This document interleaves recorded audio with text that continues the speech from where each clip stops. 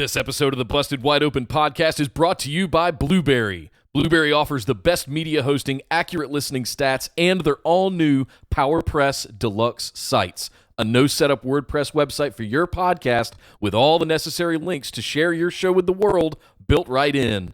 If you currently produce a podcast and are looking for a better host, or if you're looking to start a new one from scratch, head over to orbitaljigsaw.com/BWO and sign up for the best media hosting and a PowerPress Deluxe site to get your first month absolutely free. That's orbitaljigsaw.com/BWO, or just use the promo code BWO at checkout for your first month absolutely free. And now, enjoy the show. Ladies and gentlemen, this is the only two-time PWG Battle of Los Angeles champion, King Ricochet, and you are listening to Busted Wide Open Podcast.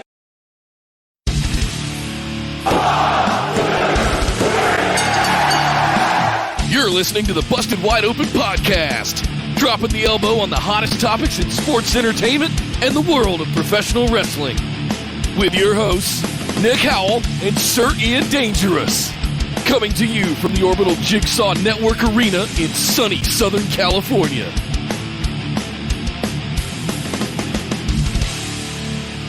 Welcome back to the Busted Wide Open Podcast, but if this is your first time joining the show, I'd like to welcome you to episode number 194. My name is Nick Howell. And according to Jim Ross on this week's AEW, a wounded animal is at its most dangerous when it is wounded. So I must be the most wounded animal of all because I am Sir Ian Dangerous. And welcome to Busted Wide Open. Nick, it's Royal Rumble weekend. It's finally here. The road to WrestleMania has begun.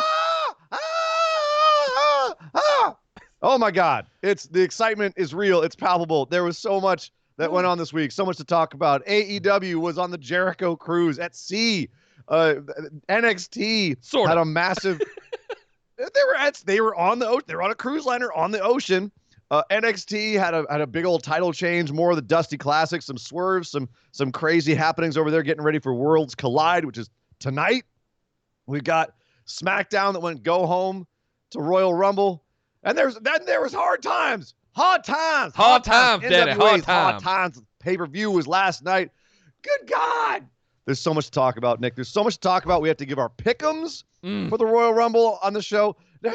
We can't waste any time. Yes. We can't waste any more time. Let's do some housekeeping. Let's tell everybody where they can interact with us on social media and out in the wide web, and where they can watch us, where they can hear us, and how they can interact with the show. Let's tell them all that, and let's get into the meat of the show, baby. The wide web, daddy. On hard times when the listeners are on the wide world web. Yeah, anyway, come over and join us over on Facebook, guys. You're going to want to be in there this weekend. There's going to be lots of news, lots of updates, lots of fun memes, all kinds of good stuff, fun clips, everything. Just come over to Facebook.com, search for Busted Wide Open, and like our page and send us a join request to get into the group with the rest of the phenomenal ones. You will also find a link pinned at the top in our announcements for our Discord server. Now This, ladies and gentlemen, is the place to be if you're a fan of wrestling and you watch all of the shows throughout the week, because we have dedicated channels all throughout the community there for AEW, NXT, SmackDown, and Raw, all of it, even Impact, Ring of Honor, you name it. And much like this weekend, Hard Times last night, Worlds Collide tonight, and the Royal Rumble tomorrow night. We have dedicated live chat channels for all of them that Ian and I both participate in as well. Come hang out with us over in Discord and with the rest of the phenomenal ones as well as we watch the shows together live. But you can only find that link if you're watching on YouTube, it's in the description below. If you're over on orbitaljigsaw.com, you'll find a link there, but it's also pinned across all of our social media profiles. You can also find a YouTube channel? We'll get to that. Hang on, it's a new announcement. I want to break some news to people. Awesome. You can also find us, speaking of social media, over on Twitter and Instagram at BWO Podcast. And Ian, I wanted to let everybody know that in case they weren't aware, we have a YouTube channel. Like right now, we're live streaming on YouTube. Did you know, listeners, if you're listening on the podcast sometime later this weekend and you haven't heard this yet, we're recording this on Saturday at 3 p.m. Eastern every single time, like we do every single Saturday, as well as 8 p.m. Eastern on Tuesdays. We're doing 2 shows a week now. You guys might have noticed we got more stuff, right? In addition, we're going to be doing our patron mailbag series, and we do all of it live. YouTube.com/bustedwideopen. But, oh my God, I just want to make sure everybody knows we have a YouTube channel. So please come subscribe to the YouTube channel. We're on that race to 1,000 subscribers. We're getting there, about halfway there. But, man, once we get over that hump, things are going to get a lot better because all the fun little things of YouTube just unlock. And we can take advantage of some of those features and functionality. So come help us get there. Subscribe to the channel. And, hey, if you want to get notified and alerted every time we go live or every time we put up new content, make sure you jingle that notification bell as well. Last but certainly not least, as I mentioned before, we do our patron mailbag episode immediately after this show, streamed live on YouTube. But we couldn't do that without our patrons. Wanted to send a shout out, especially to the couple of new ones that have signed up. I'm assuming to get into the Patron Pick'ems Challenge going on this weekend. I guess this is like the fourth or fifth one we've done of these. I don't know. It's the fourth one. Yeah, Mania was the first one, I guess, right? Yep. So anyway, yes, guys, Brian Average, reigning, defending, undisputed Patron Pick'ems Challenge champion, Brian Average, will be defending his championship for the first time tomorrow night at the Royal Rumble. And man, we got the Pick'em sheets coming for you guys. They will be up after this show. I'll be sure and post them in the group and across social media and on Patreon, etc. for you guys. And for those of you that aren't patrons, if you'd like to get in, you can sign up over at patreon.com/BWO. All you got to be in is that $5 tier. And in addition to being able to participate in the Pick'ems, you also get access to the show notes for every single episode that Ian and I use to record these shows, as well as the ability to ask listener questions for those weekly patron mailbags. Huge value. If you want even more, you can get bonus episodes at the $10 tier, Skype calls with me and Ian up at the $50 tier every single month. All kinds of good stuff over at patreon.com/BWO. Ian, I don't want to waste any more time. I know we got a ton of show to get into. Let's kick things off by talking about All Elite Wrestling. Well, we were on the Jericho cruise, the Rager at Sea. We weren't. There's the Rock and Wrestling Rager at Sea. We weren't there, right? Well, we weren't. No, the show was. The show was, yeah. The show was emanating from Nassau, Bahamas. They were docked in Nassau, and I know right where they were. It's awesome. They were actually, like, if you've ever been to Nassau, they were in that little inlet between where Atlantis is on the little island out there, right, and then the actual main island. Actually, the Atlantis is on a little strip of island out there. It's now totally covered with stuff, including a huge international resort. But back when my dad lived there, it was called Hog Island, and he used to swim the shark-infested waters between the island and main Nassau. And now those shark-infested waters are filled with other kinds of sharks coming from All Elite Wrestling. And we started off this week with Hangman Page and Kenny Omega getting their tag team title shot against SCU.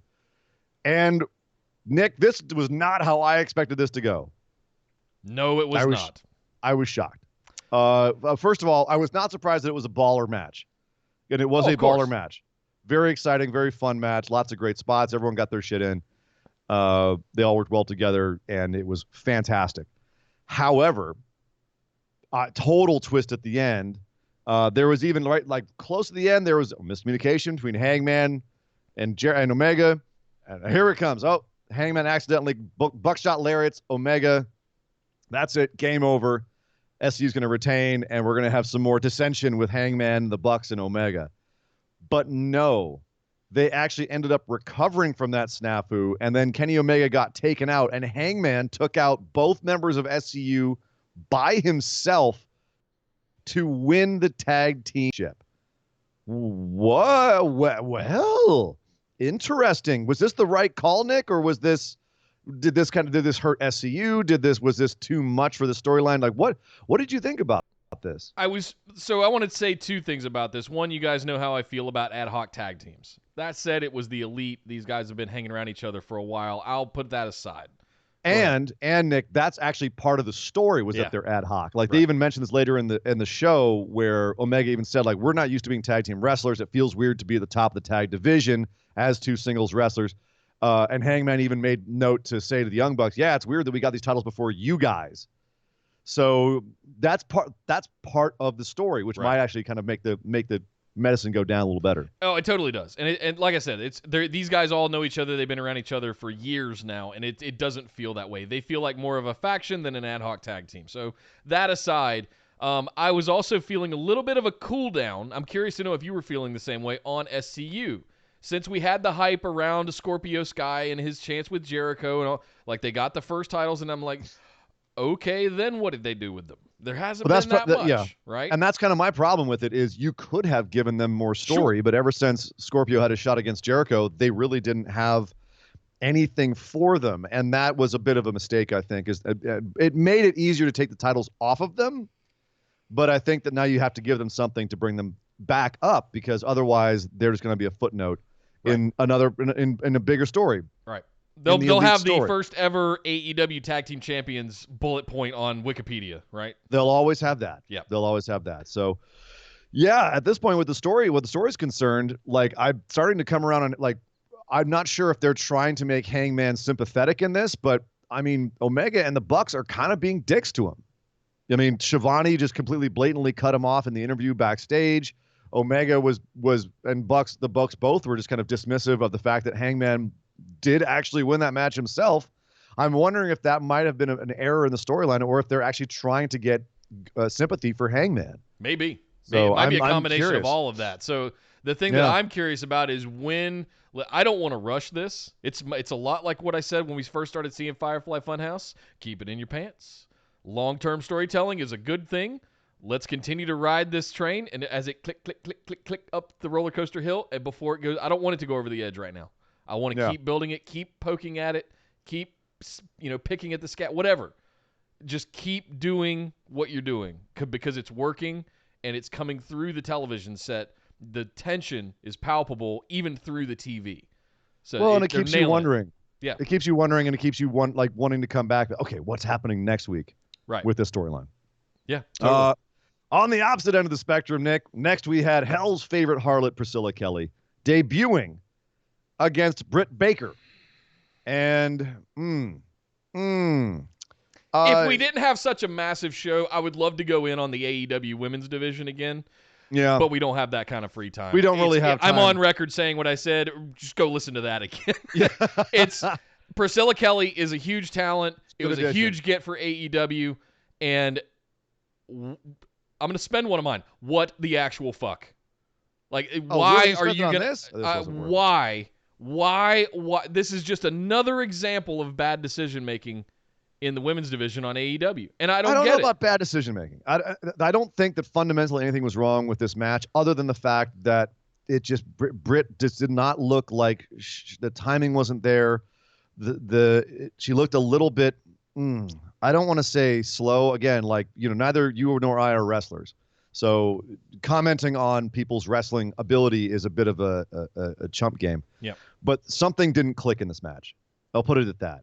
And something's not clicking with Britt Baker. She gave a promo afterwards where she, and basically insulted Tony Schiavone, said, you're lucky for you to be here. You were a barista before doing this. We know you plucked you out of obscurity after you used to be famous. And I don't even know if I'd call it a promo, because she basically said the same two things, repeated it a few times, tried to talk to the crowd, and then they cut her off and went to commercial.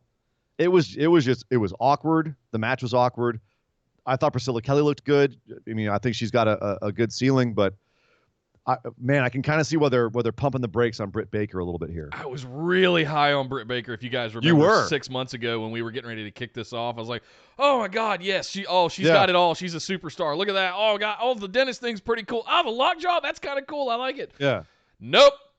Over it. Done. Something Move on. Damn, Nick. You're harsh. I've given it a good old college try. I've been behind her. I've picked her a few times for all this kind of stuff, and there is way more talent on this roster. Chris Statlander showed up, and it was like, okay, Britt Baker doesn't matter anymore. That's how I feel about it. What if we got like a real like if Blue Meanie came back and she had a love story with Blue Meanie? No? Big guy and love story with a pretty woman? No? Only works for you on SmackDown. I have this kind of snarky, snide gut feeling that the Britt Baker move and push in the very early days was hey, Adam Cole. Oh, hey, Adam Cole. Stop it. Come on over. They're not going to dangle a carrot. Adam Cole is being treated like a king in NXT. I know. There's no carrot they could dangle that for him. That inevitably ends. Get out of here. At some point. Take off your tinfoil hat. We also had a very fun tag match, Jurassic Express, all 3 members versus Proud and Powerful and Chris Jericho, Santana Ortiz and Jericho. Fun match. Definitely this is how you here do to tag crowd team to please wrestling. to please the crowd, get some big stuff in as well, and just be entertaining. No real plot. It was just a fun match. And it was fun. Awesome. God damn, these guys are yes, fun. They are. Everyone was having fun in this, and yet, also got to show how athletic they were as well. Luchasaurus is still over as hell. Marco's stunt is getting more over by the minute. He actually I loved the finish to this match, which was Marco versus Jericho, and Marco, and the commentary team did a great job of underlining this, was that Marco did not have the physical leverage to keep Jericho down. He kept like small packaging him or schoolboying him, and Jericho just kept like kind of somewhat easily kicking out. He couldn't keep up with Marco because he was so fast. But at a certain point, Jericho, he caught him. The fly that was buzzing around his head, he smacked him, gave him the Judas effect. Marco was and he was dead. 2 things I want to talk about in this match, or at least highlight. 1, Marco stunt coming out in a child's life preserver. Thank you, Marco Stunt, for just steering into your own gimmick. I love that kind of stuff. Please keep doing that. If he had come out in like the big scuba mask, like the child's goggles or something, right? It would have just one-upped it even further. 2, how over is Jericho? What legendary status has Jericho? This is the one thing we're probably gonna like riff on a little bit, because the legendary status that Jericho has achieved by leading a show, being the lead figure on an entire wrestling promotion. No, Nick, let's break this down from the start here. Okay. Hold on. His entrance, Jericho's entrance on this week's AEW, the man came out on his own cruise to his own theme song that everyone in the crowd sang along to, and he came out as the champion of the promotion that he was in, of a $1 billion promotion. He's the champ of. Is there a higher pinnacle? I mean, yes. It's a number 1 song, and the entire crowd is singing the chorus along with it.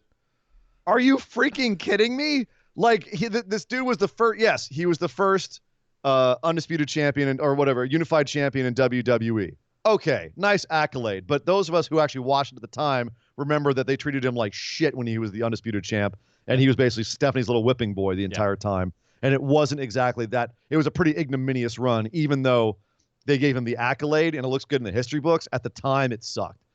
This right here. Oh, and they were drinking his champagne. Let's throw that caveat in there as well. He couldn't stop. Like, he was trying so hard not to just like be beaming. He had a good moment. I can't blame He had a good him. moment there where he was just like, thank you. Yep. He's like, yep. How does it get better than that? Let's also, people are paying thousands of dollars to go on this cruise just to watch some sweaty dudes hit each other. Okay. Yep. Unbelievable. Awesome. Unbelievable. And I was one of the people that said, wrestling on a cruise? What a strange and weird idea. Here we are 2 years later. I'm like, well, God damn it, Jericho did it again. The wind added at like production design. Well, the wind production looked design. like it sucked for you if you walk down that aisle and getting hit with sparks and whatnot as you're coming down. That looked like it sucked. But yeah, man, come on, Jericho. That's got to be like a top of the mountain moment right there. Totally unbelievable. I could not help but be happy for the guy. Yep. So yeah, it was a fun match, and everyone had fun with it. Also, something that was kind of crowd pleasing. We had MJF versus Joey Janela, which went MJF's way when Kip Sabian and Penelope Ford came out and started making out at the top of the ramp. I thought this was really like basic vanilla booking. Yeah. But at the same time, it's vanilla because it's worked all these times. Is okay. We know the Janela and Penelope and Kip. There's going to be something there. They're going to have to do something. He's going to have to do something about that. They're costing him matches now. And MJF got to yell at the crowd after the match, call out Cody, and say, "That's right, you can't touch me, dude. You suck. I'm going to kick your ass. You got to face Wardlow in a cage." And Cody comes out. MJF says, "You can't touch me." Kicks the mic away from him so he can't pick up the mic. And then starts walking away. And Cody says, "You know what? You're right. I can't touch you. But they can." And the Young Bucks had snuck up behind MJF, and they beat him up and super kicked him and threw him into the pool. Apparently he can't swim. Apparently he can't swim. So Yay, fun. So two things here, Nick. One, Joey Janela. Are we finally going to see Janela have like a bit of a breakout moment when he actually has this feud with Kip Sabian and Penelope Ford? Because I don't feel like, except for All In, we haven't really seen Janela, well, and maybe the Omega match on Dark, we haven't really seen him ball out yet. Not yet. I think the things that he was doing in Dark and the kind of hardcore match style that he tends to favor, were we seeing that at his peak? Is he going to get an opportunity to have a legit program with someone like Kip? Are we going to care if it's only Kip? I say only Kip in the nicest way possible because he doesn't have a prominent position in the company and they're all on the card right now. But he's facing Cody next week, so maybe that's a building up for that. So they're setting him up to does Joey come out next week to interfere with that, and it gets a little bit of heat on it? Because if you put those two out there together, it's going to be like, all right, that match happened. Why are we? What are the stakes? Why are we supposed to care? What's the story? Right, and that's kind of what I'm worried about here is that they haven't really set up Janela enough to be the baby face in this. So I don't know. We'll see. I'm not. It's not quite clicking for me yet, but it totally could. And we'll see. You could just be barking up a tree. I think one last thing I just want to touch on here is, God damn it, JR.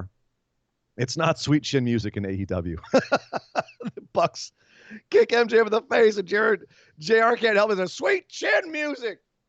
No. Oh, JR, no, JR, no.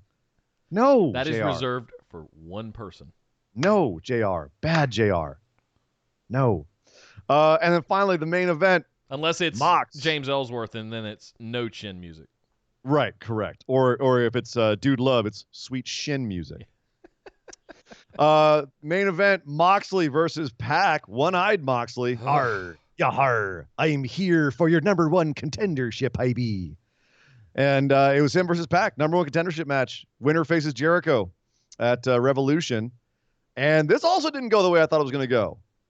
I thought Pirate Moxley, because he had only one eye, was going to be unable to finish. Like, it was going to be an advantage for Pac, but I'll be damned. Max beat him clean. Mox beat him clean. Mad Max. He beat him clean, Nick.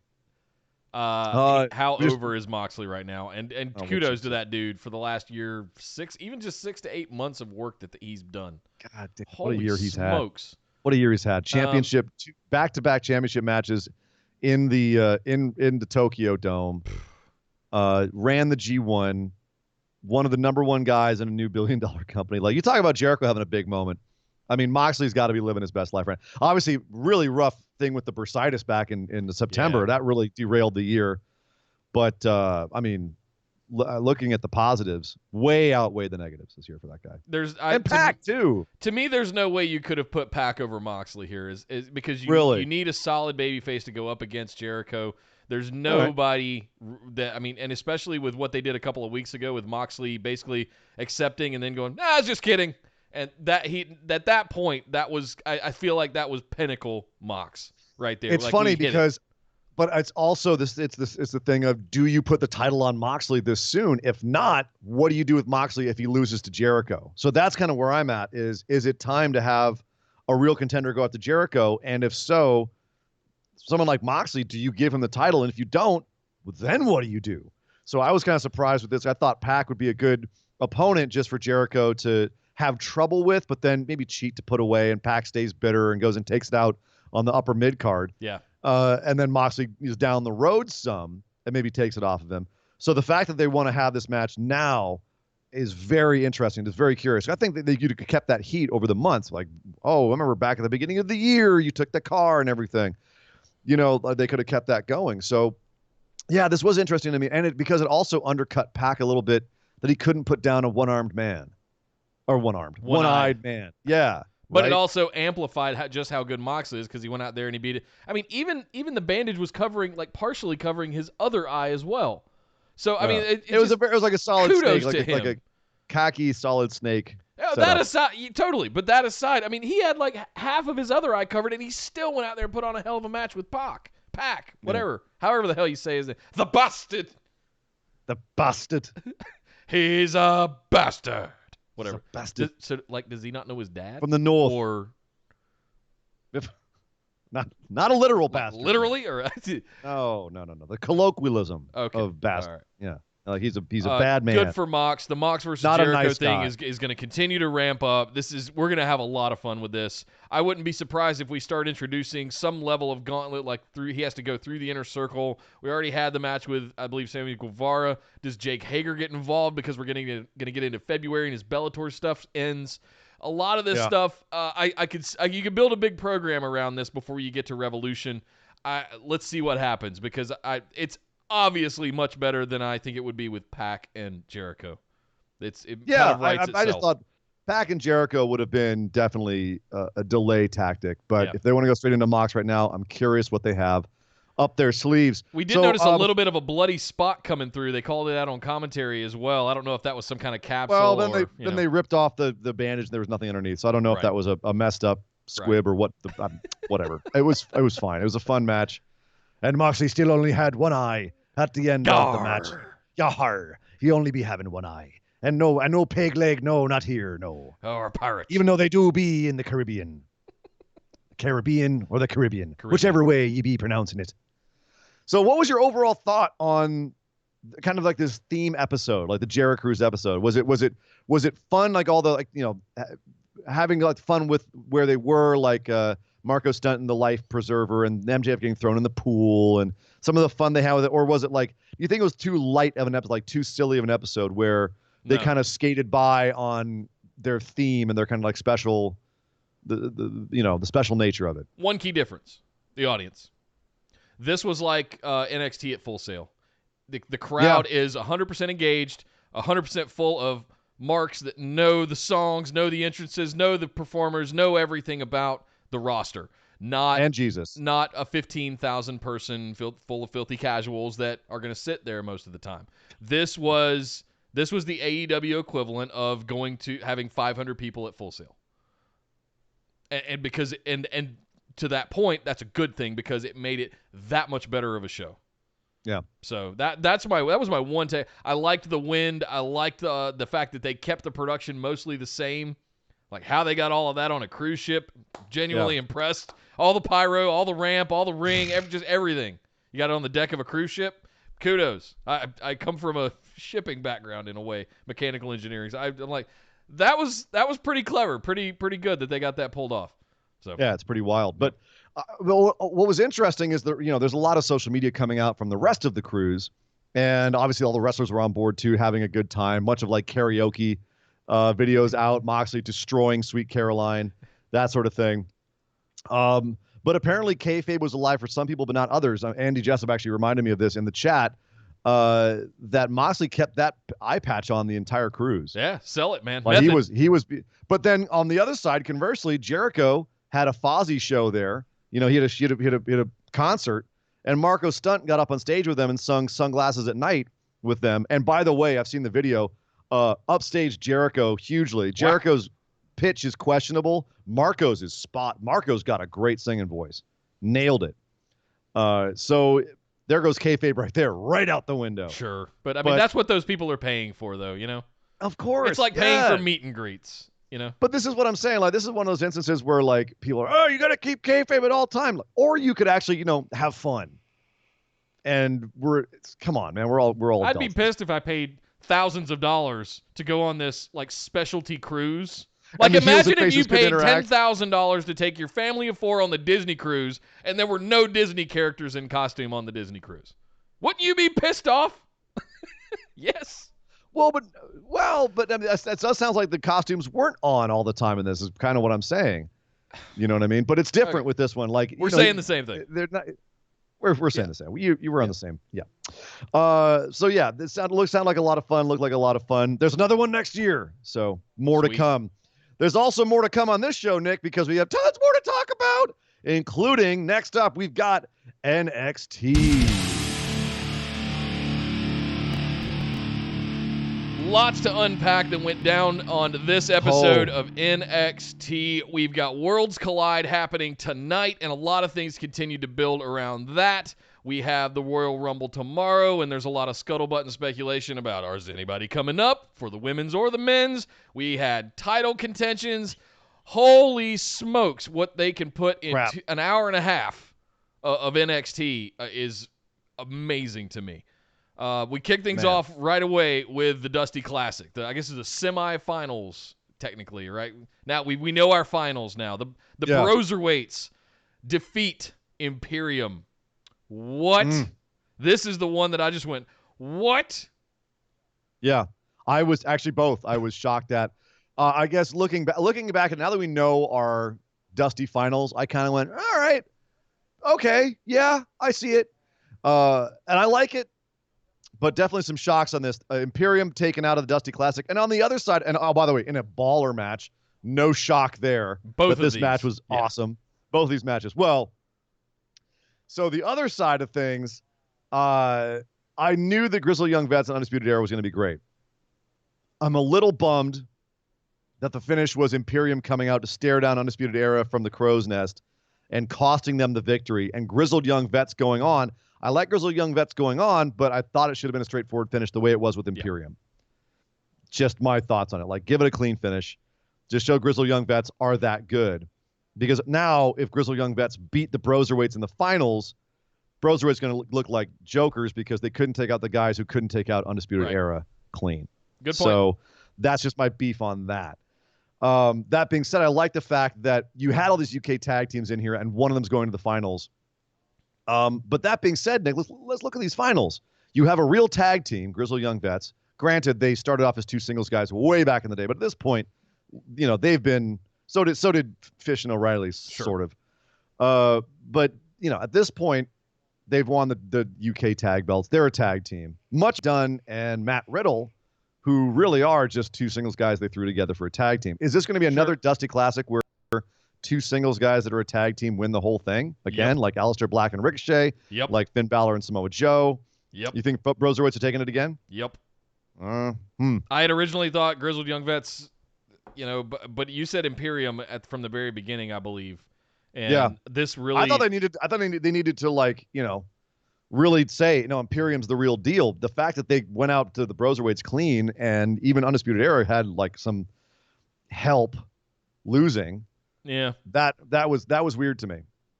So no, I see. Listen, they put a microphone in Zach Gibson's hand again. Thank you for that, because they listen. It was baller. Just let that guy cut promos for 2 hours. I would watch that every single week. That's not even them listening. That's just common goddamn sense. I know, right? Just please keep doing that. You know, I wish I had a shoe sitting here because I'd wave it around.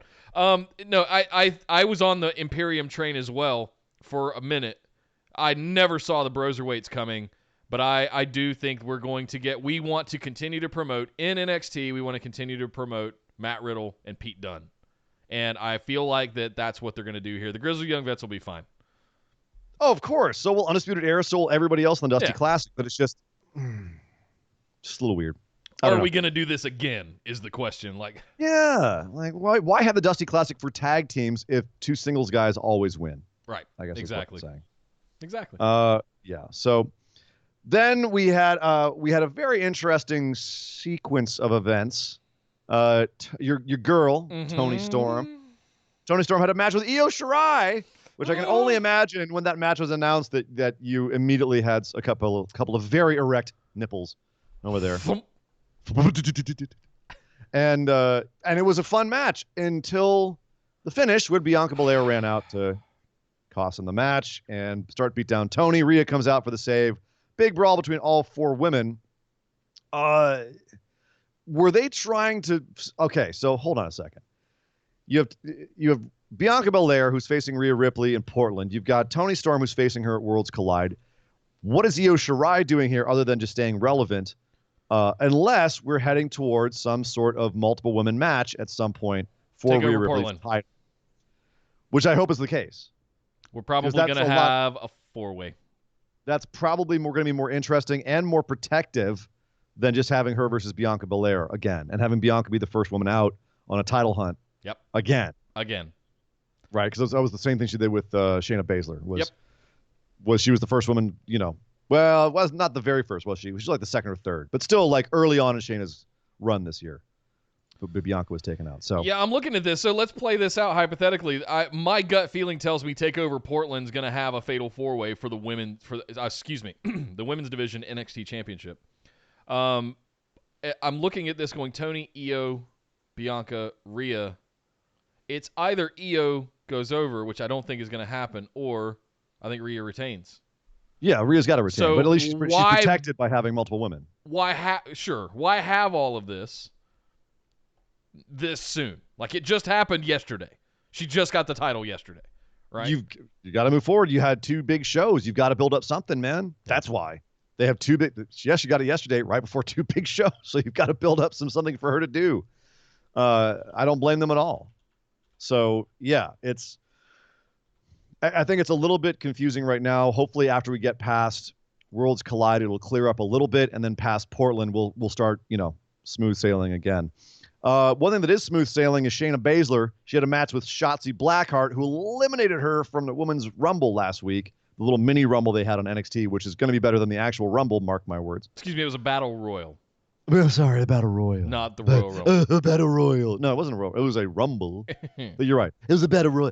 I'm sorry. I'm sorry to define the difference between a Royal Rumble and a Battle Royale. This was a Battle Royale on NXT TV. So she had a match with Shotzi Blackheart, who actually surprisingly held her own. Like, the fact that Shotzi got as much offense as she did on Shayna, I think, is telling. Although she had the crowd too. She did? She had the mob. Damn, like, I knew they were going to do something with her when they signed her, but I didn't know it was going to be this quick, Nick. She got the Rockets strapped. Like, that was quick, man, that they're giving her some love. I wonder if this is going to keep up. Good for Shayna for working with her too and putting that heat on her too. So this is the big question though, isn't it, Nick? Is this the Royal Rumble this weekend? And I've got my Vegas odds right over here. And you know who's the top to win the Women's Royal Rumble? It's Baszler. Charlotte and Shayna neck and neck on Vegas odds. Yep. So odds are Shayna's coming up and could possibly win that Women's Rumble. And this could have been her last NXT match, or at least one of her last matches. And on her way out, not putting over Shotzi Blackheart, but definitely giving her some shine. She did. It looked like she was real, and the crowd was into it. And Shotzi could be a female Keith Lee. She could be the next one to really pop. If she keeps that kind of momentum going. If she finds those moments. Keith is where he is right now because he is that good, and he also found those little moments where he was able to pop and shine, and they were there is no and one like Keith Lee. Listen, I know what you're saying. I am not trying to compare apples to oranges. I'm saying that the experience could. I'm not saying that Shotzi is the female Keith Lee. I'm saying that the reason that Keith got to where he is because of those little moments. Shotzi's got all the tools. She's got the look. She's got the gimmick. She's got all that stuff. But if she can find those little moments, like eliminating Shayna Baszler, right? Like coming out and having a really bang-up match with her the next week, we need a couple more of those, and the crowd's already with her. So let's see what happens. It's not apples for oranges. It's more like a tangerine to like a large, excellent honeydew melon. Like it's little. I prefer cantaloupe myself, but of course you would. You're a cantaloupe. So we also had Finn Balor have a little warm-up match for his Worlds Collide match against Ilya Dragunov. He basically just murdered Joaquin Wilde, who has the worst entrance gear I've ever seen. How about that Ilya Dragunov video promo? Not a vampire. Yeah, if you guys haven't watched NXT UK or followed Ilya on the indies, he's fantastic. I might have slept a little bit on Ilya Dragunov. Oh, you I guarantee you did, Nick, because I brought him up a few times and you just kind of, yep, totally. I'm doing tech stuff over here. No, he is the real deal. The only downside he has is that he's not that tall, but he can go. He can go. And he's strong as hell. Like he's genuinely the real deal. But it's weird that he's gonna be facing Finn Balor because Finn shouldn't be putting him over at this point. But Ilya really needs to have a signature win. So I'm not sure what they're gonna do here. I really am like, what? Why are we having this match? Whoever loses. What are you gonna do? Not good for either one of them, right? And neither one of them could really use the win that much. It just feels like a really weird Well, no, Dragunov could absolutely use a win over Finn. That would be huge for him. Sure. But to what end? That's what I ask. There's no stakes or story here. It's let's build this into something before we have a match that could put one of them in a really precarious position. Ilya hanging his hat on the I beat Finn Balor post, it would be huge for him. Sure. He could go a long way with that. Finn, conversely, if he loses to Ilya, that undercuts his momentum coming back. So I am very curious how they're going to work this one out. They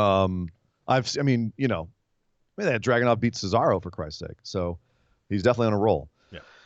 But here, Nick, here's the big NXT news, what we've been rolling through for. It's that time, sir. Oh. It's that time to talk about the big main event. Keith Lee versus Roderick Strong for the North American Championship. And we knew it was going to happen. Undisputed Era like jackals surrounding the ring. Keith Lee with his bum ankle, thanks to the attack on him last week. And they're surrounding the ring. They're always interfering with the match. He can't get a lick in edgewise. But I will be goddamned, Nick, if somehow, some way, the big man triumphs, puts down the North American champion with a new finishing. Well, he not new, but like we haven't really seen it before. And beats Roderick Strong. Keith Lee is your new North American champion. Oh, I'm tingling. I bask in the glory. I'm wearing my King Ricochet shirt today because I don't have a Keith Lee one yet. And the reason this is important to me is because we saw Ricochet in PWG and we saw Keith Lee, I think less than a year later when he got the championship in PWG. And Keith Lee was one of the guys that, along with Ricochet, that I first latched onto from the Indies in LA. And just to see him, hi Dog Ziggler. Yes, we know you're excited about the win as well. We'll be back to you in a moment. He's excited about the win and the fact that they just brought his new bed to the front door. He's actually singing the dog version of "Don't You Forget About Keith." That's what he's doing right now. He's doing his best imitation of the Baron Corbin Roman Reigns intro theme. Yeah. You said you had the Vegas odds up. We now know that Keith Lee. He was like my crazy shot call, tinfoil hat bet to potentially go and win the Rumble, or at least really compete to the end like we saw him do at Survivor Series with Roman Reigns. Sure. Now that they have anointed him with a strap, I completely retract all of that. He's sticking around. He's going to be the North American champ. He's not going anywhere, which makes my other pick even better. Where do we see this going for Keith Lee? But we have had NXT champs compete in the Rumble before. Oh, sure. So he could still show up. He could. I mean, he was never going to win the thing. Right. And I bet it's what I was telling you, tinfoil hat boy. Yeah. But yes, he's sticking around now. Yeah. And that's kind of my question is why do this on TV? I don't know. It was weird timing. You know what I mean? To give it to him here. I'm not mad at it. I love the idea of. I'm so happy for that man right now. I almost can't even find the words. When they do title matches on TV, on NXT TV, we typically are like, oh, they're not going to change the title on TV. The more you do this, the more that undercuts that and makes it so that every title match, we're questioning it. We're like, well, maybe they could do it. You know what I mean? This makes every title match more exciting on NXT. Great. The only thing I'm wondering now is why show the cracks in Undisputed Era happening now? Is it leading up to something happening at Worlds Collide, something happening after the Dusty Classic, Broserweights win and then go and take the titles off of them, and everything starts falling apart for Undisputed Era? Like, what's the long-term story here? Because NXT also does long-term stories. What is the ultimate goal, and why now? Again, not mad at it, just curious, just scratching the old chin. And like, why have him lose? Why have him get the title? Have Keith Lee get the title, Roderick lose the title right before Worlds Collide and Portland? Yeah. I don't know. I would have saved this match. I would have continued to build it until TakeOver Portland, which I'm looking up right now. I believe is the first week of February, if I'm not mistaken. February 16th. So we got like all 3 weeks to get there. We could have done something for 3 more weeks. Would it have gone a little bit too long? Yeah. Did AEW have the cruise going on and they had a massive main event for a number 1 contendership, so they wanted to one-up and counterbook that? Maybe. There's a lot of little factors there. Yeah. Our chat right now is saying, like, it's definitely a ratings ploy, like, keep people tuned in. They're getting murdered by AEW in the ratings, which they are. Yeah. So that absolutely could be. But at the same time, I'm not mad at it. So happy for Keith. And yeah, that's all I got to say about it. It was awesome. So I'm very curious to see if we've seen any other big shakeups after Royal Rumble weekend. Do you think anyone else is like Shayna Baszler? I think everyone's pretty much sure is going to come out for the Women's Rumble. Any other big names you think are going to show up at the Rumble? Roderick Strong. You think Roddy's going to be showing up there? Yep. Huh. Interesting. I wouldn't be surprised if Gargano came out again. Wouldn't be surprised if Walter came out. I would be very surprised if Walter came out. All right. I would. He said how much he hated the Survivor Series thing. This would just be worse for him. That's true. Good so, and there's not a whole lot of slots remaining. Now, they added 2 more this week with Miz and Morrison going to the Rumble. We're down to like 2 or 3, right? Like 5 slots left. Yeah, and one of those has got to be Edge. So. On this day, I see clearly. I can't. Oh God, my entire body is going to just like seize up if that happens. The reports are he's in Houston. And they have that picture of him looking at the Rated R Superstar knee pads. Oh, that's old one. That's an old picture. Yeah. The roof will come. There's no roof. It's a baseball stadium. You guys thought the New Day coming out for Mania a couple years ago was the huge pop, or the Hardy Boys return. Hardy Boys. A couple years ago was the big pop. Oh, Jesus. No. Edge comes out. You hear Metalingus kick. Blah, blah, blah, blah, blah, blah, blah. You're going to hear 30,000 people lose their friggin' minds. Yeah, I was in the Bay Area in '89 when in the middle of the Giants versus the A's, Game 4, and an earthquake, 7.1 earthquake, broke the stadium.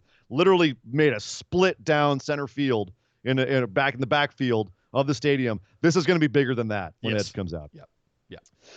So, Nick, that is it for NXT, but not really, because we've got to talk about Worlds Collide.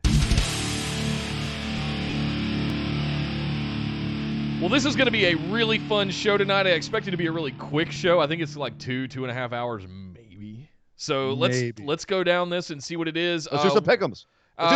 Let's try and get this done ASAP so we can actually turn the show off and go watch this, because I think it's kicking off at like 7 o'clock Eastern. Right. All right, kicking the show off in the pre-show, we have Mia Yim facing off against the NXT UK champ, Kaylee Ray. Who you got in this one? Kaylee Ray. Absolutely, Kaylee Ray. She's the champ. There's no way they're going to make her look. Mia Yim's not going to be the one to dethrone her. Well, and she's not even going to be the one to get a win over her. Like it's not for the championship. It's just essentially this whole show is just even then, an exhibition. You know. Okay. So no titles are changing hands on this? Is that the whole thing? Well, our next. So we're both Kaylee Ray, right? Yeah. The next one is the only actual title match where the title could change hands, and that is Angel Garza versus Swerve Scott versus Jordan Devlin versus Travis effing Banks for the Cruiserweight Championship. This is actually for the championship. So this is the title's on the line for this one. Who'd you got? As much as I want Killshot to have this one day, it's too soon. Angel Garza is going to retain. Absolutely agreed. This is not going to be the upset of the evening. No. Finn Balor versus Ilya Dragunov. Gotta be Ilya. Really? Yeah. I think Finn's taking this one. All right. I think Finn will like squeak something out. Either he'll cheat or some sort of. I can see some Prince Healy shit happening. You know, ref gets distracted, a dick punch or something along those. Something could happen, sure. But if it's a clean match, I think Ilya gets the win here. It will not be a clean match. It will not be a clean match. He'll be protected in the finish, but Finn Balor's winning this one. Toni Storm, your girl, Toni Storm versus Rhea Ripley. Come on, Nick. Are you going to stick to your guns, or are you going to be like me and pick Rhea Ripley?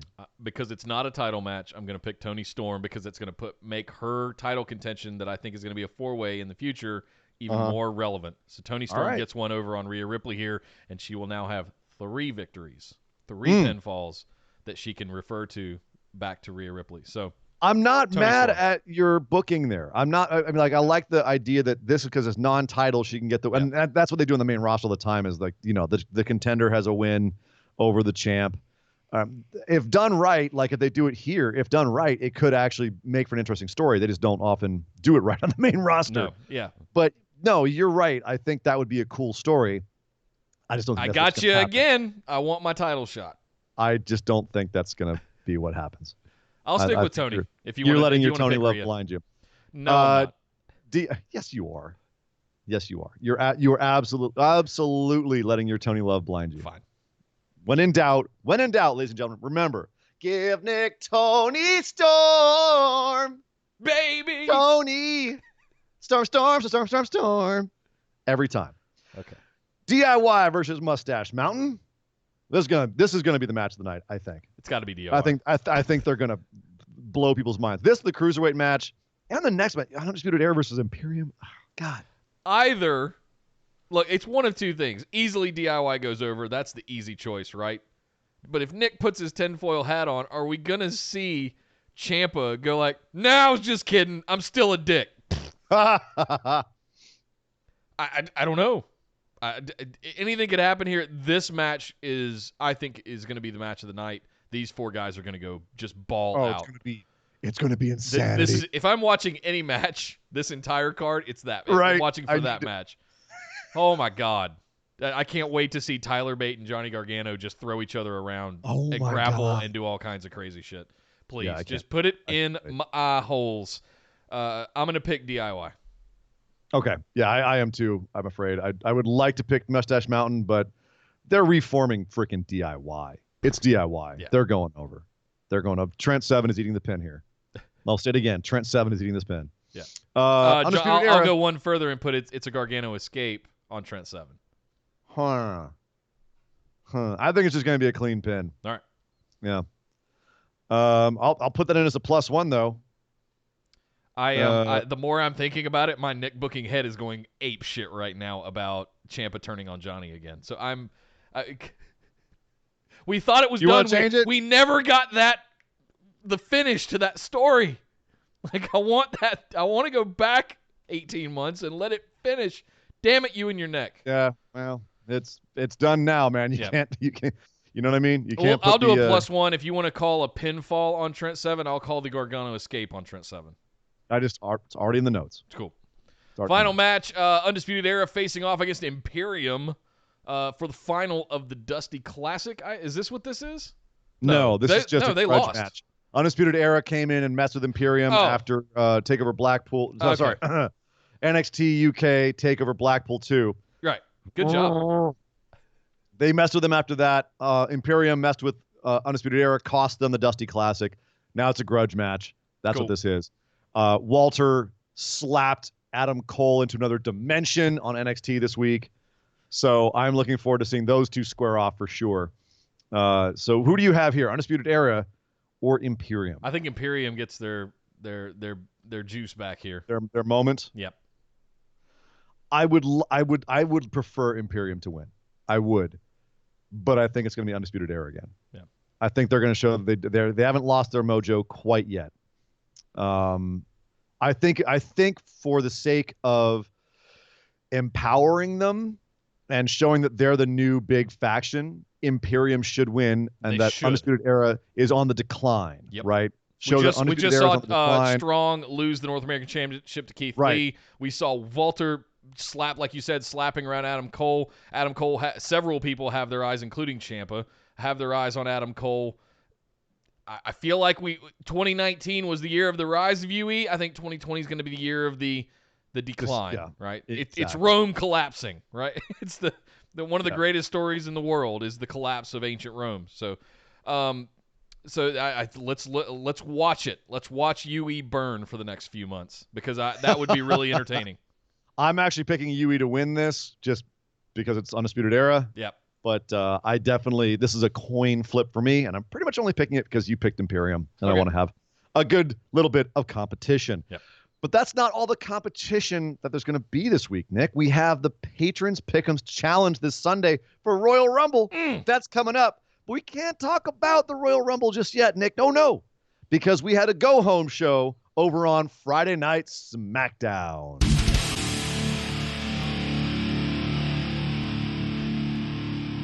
Are you ready? Are you ready? No, I'm not. Isn't it bad enough that we shout have out to hear to it during Michael the show? in the chat real quick for the $3.31 in the tip jar. Thank you very much, sir. I really appreciate it. Thank you for your donation. Why not $3.16? I'm not sure. I think was that some underlying meaning in the 331 that I don't know about? I don't know, but I'm not mad at it. All right, cool. I appreciate every cent counts, man. Yeah.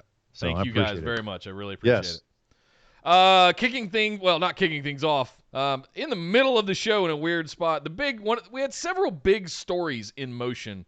I really like the way, I want to start off at the top. I really like the way we closed out SmackDown this week.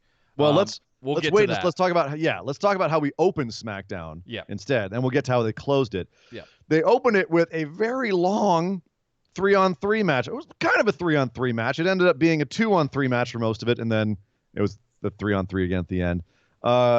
Just classic WWE style match. Again, Roman and the Usos versus Baron Corbin, Dolph Ziggler, and Robert Roode. This was a long match, Nick. Man, this went on for a while. Jimmy Uso gets quote-unquote injured pretty early on, taken to the back, and then it's just Roman and Jay fighting against the odds, Nick. Fighting against the starving dogs, the jackals that are Corbin, Ziggler, and Roode. And for some reason, because, they're heels and they suck, Corbin, Ziggler, and Roode can't put down Jey Uso and Roman Reigns by themselves. And they hold off long enough for Jimmy to come back, and Roman and Corbin fight off into the crowd, kind of like how they will on Sunday. Wink, wink, wink. And then Jimmy Uso's left alone in the ring with Bobby Roode, gives him a splash for the win. 1, 2, 3. So a couple questions here, Nick. One, did you feel this was satisfying? Like, was this in the context of it was a largely kid crowd? Like, there's a lot of kids in the crowd here in Dallas, and they loved this match. Good God, the crowd was into this match. We say this every week, but once again, this setup is working. The crowds love this. But did this work for you sitting on your couch? And after the Royal Rumble, do you think that this setup should continue where it's Roman and the Usos versus Baron and the King's Court?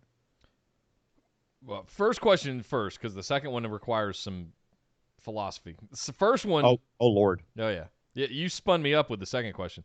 The first one, though, if this were a title contention, I would hate this. I would absolutely hate everything about this. The fact that there's not a title anywhere near this, I enjoy it. I don't like the dog food stuff, but if we look at the last 3 months of how we've kind of gotten here, the dog food stuff was the most entertaining part of this, I thought. It wasn't bad.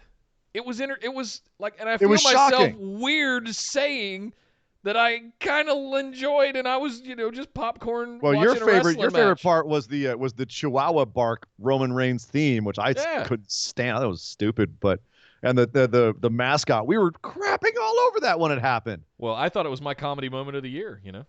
Oh my God.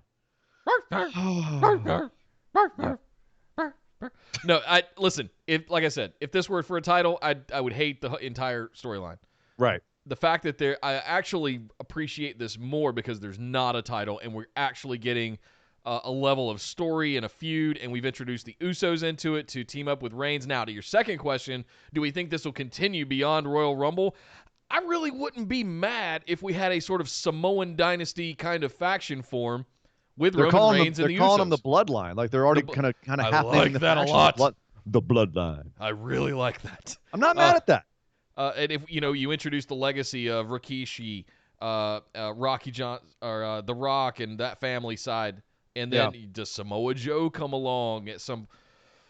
Okay, now you're getting into Nick booking territory. What is Samoa Joe? If she shows up and we now have a female in the faction, then I'll shit all over this. But I am not mad at Roman Reigns and the Usos in a New Day style faction. Well, maybe not Freebird. Okay, yeah, we'll go for Freebird, not New Day. But yes, a tag team and a singles guy. I could see some value in that, and having Roman and the Usos, doing faction-y things against whoever, whether it's Baron Corbin and his faction or Sami Zayn and his faction, like whatever. as it keeps Roman out of the title picture. Yep. It keeps him doing interesting stuff over in the sidelines. And frankly, he's playing to something that is his strength right now, which is putting on these kinds of 25, 30-minute WWE-style crowd-pleasing matches. And he's nowhere near a title. Like you said, he doesn't. It's pretty good. To be. He doesn't need to be near a title. It's Roman. He's a draw in and of himself without any gold around us. And I'm glad they're playing it that way right now. You know, that's refreshing. As opposed to us sitting here being like, oh, well, the title's being taken up by Roman, whatever Roman's doing again. Oh, well, Roman's on the show. He's in the middle of the show, but yet the title's now in the middle of the show because Roman's there. You don't need to double down on it. It's just, It's Roman. It's fine. Don't put all your eggs in one basket. And I say that about Corbin. I say that about Ziggler. I say that about Reigns. I say that about the Usos. You don't have to have belts on all those guys to make this kind of a story, a big package, relevant. It's doing that all by itself. And it's been some hard work for Corbin. It's been hard work for Ziggler. It's been hard work for Reigns. And now we've got the Usos in there too. And it feels like it's all finally clicking. The Usos were kind of the missing piece of the thing. And I didn't know that we needed them in this. And I really enjoyed it this week. I really enjoyed them overselling Jimmy hitting the back of his head when you can see he kind of came down on his side. They even showed the slow motion. Anyway, that said, I'm fine with this. I really have no gripes about it. It took a while for us to get here and for it to find its stride, but I'm fine with it if it keeps going beyond this, which I suspect it will. I suspect this is something that's going to run all the way up to Mania, frankly. Maybe in some form. I think people are going to get really sick of it if it's Corbin and Reigns all the way to Mania. It's already felt like a long time. Yeah. So I have a feeling Roman will change course somewhere along the way, and the booking of the Royal Rumble match may play into that, but we'll get to that. This took up a good, quarter of the whole show, so they're definitely trying to kill. They didn't have a whole lot more to plan for the Royal Rumble, so they're just killing time. They did not kill time in the main event of the whole show, as you said, the closing moments of the show, which was supposed to be a contract signing between Daniel Bryan and The Fiend, which, of course, the entire show we're sitting there going, well, how the hell is this going to work? Well, as it turned out, here's how it worked. Daniel Bryan was out in the ring with Michael Cole, and sure enough, signs the thing, calls out The Fiend, says, we're having a strap match, and Bray Wyatt shows up on the Titantron in a pre-recorded little bit that Daniel Bryan had to kind of fit his words in around, but whatever, production, foibles aside, it was still pretty entertaining because Daniel Bryan was saying, come on out here, face me. And Bray said essentially, why are you, he had the fax machine. He was like, I'm trying to fax in my contract signing, but it's just not working. He had a fax machine. Can I just say how much I loved that he was there and there were wads of paper, like the fax machine's always jam, right? It's a fun trope, but he had been trying to fax over copies of the thing, and it started to go, and then it locked up again. Listen, started smoking. Yeah, as a tech guy, I know you love that. Just as an older guy that we used to rely before email and before texts and before Facebook Messenger, everything was a fax. So now to see him trying to fax in his contract signing, that tickled me in all the right places. So yeah, really enjoyed this. It was fun, and I also liked when it turned dark, and he said, you know what, I probably shouldn't be there anyway because I'm not the one you're having a match with. It's him. Oh. And he says that and everything is there. And Daniel Bryan kind of just squares his shoulders. He's got the strap on his wrist because he just to kind of show him what's going to happen on Sunday. And the lights start going down in the arena, and Michael Cole gets the hell out of the ring, which was a nice. My Maggle just went flying out of that ring. Daniel Bryan's like, all right, he's ready for it. Lights go out. Sure enough, they come back up. Fiend is standing right there at the table. And first thing he does, mandible claws Daniel Bryan into submission, rips off his nice new organic recycled material shirt, and starts whipping the crap out of him with that strap. Whipping the crap out of him. Legit, too, because after the bit, there were the red welts. Legit whipping the crap out of him. And then goes over, takes out a pen, stabs himself in the hand, smears the blood on the contract, brings it back over, and disappears. And then the lights come back up. Daniel Bryan's lying on the floor, back covered in welts, with a bloody contract lying on the floor next to him. And the commentary quietly saying, he signed it in his own blood. Which was the low part of this for me, was commentary. He stabbed the hurt hand, too. That was another thing that I took away. I paid attention to that. So yes, details. Right. Details matter with the Wyatt Fiend thing. So Yes, smears his handprint in blood, signs it, and starts laughing. He got a "You got issues" chant out of the crowd, which was that's great. Okay, You got issues. You guys are creative. I prefer you sick F, but whatever. All right, so I thought nice, scary, brutal little segment here. I thought it was a good go home for this match. It's planted some doubt in my mind because Daniel Bryan got beaten down here. It's like, well, maybe did Daniel Bryan actually maybe have the Fiend's number, or is he going to come back from this, or is this just kind of showing that maybe Daniel bit off more than he could chew? That I loved the signing it in his own blood. I thought that was a great detail. Keeping the Fiend just genuinely terrifying. So yeah, I dug this, except for the goddamn commentary. Corey and Michael just not able to shut up over on the sidelines while Bray's doing this stuff, and they're just having to like quietly pretend like they're scared of him. Yeah, that pissed me off. But aside from that, I thought good go home for this match. Yeah. Yeah, I really don't have anything else to say about that. That was it was what it was. I was like, cool. I'm looking forward to seeing what you guys do with this match because this could easily turn into a quick squash. I think it should be. But will that be satisfying for people? Are people going to be like, Yeah. Next, Daniel Bryan got ahead of himself. We bought some time to get to the Rumble, and then we find whoever. But what do you do with Daniel Bryan then? What do you do with Daniel Bryan if he gets crushed by the Fiend? He'll be fine. I'm more interested in what's next for the Fiend and Bray Wyatt. And I think we're going to have an outcome from Royal Rumble. Someone who recently turned a very face. And that's my whole thing. We'll get to that when we get to our pick'ems. But I'm not spoiling that right now. Okay. All right. Well, then let's move on and talk about the rest of the show. I felt like overall SmackDown was a little bit flaccid this week, but better than it has been. Agreed. And partly because in my opinion, if not completely turned the ship around, then they did a great job of writing the course of one of the less well done angles they've had recently, and that was Lacey and Bayley, where I just haven't felt like it clicked at all yet. Lacey has just not really. She's been a face, but it's just kind of generic. Bayley hasn't really come across as really like just a asshole heel. Like you can't really buy into her yet. Much that they've tried, it just hasn't clicked. It goddamn clicked on this show, Nick. And it clicked because they took some big chances, and I think that by and large, it worked. At least it did for me. So I know. I never want to hear Michael Cole call another woman sexy. Oh God, yeah. What you got? That was the cringeworthy moment of the show. Like sassy Southern Belle is enough. That's enough.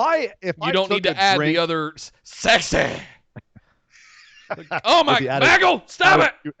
Add a few S's. No. Sexy.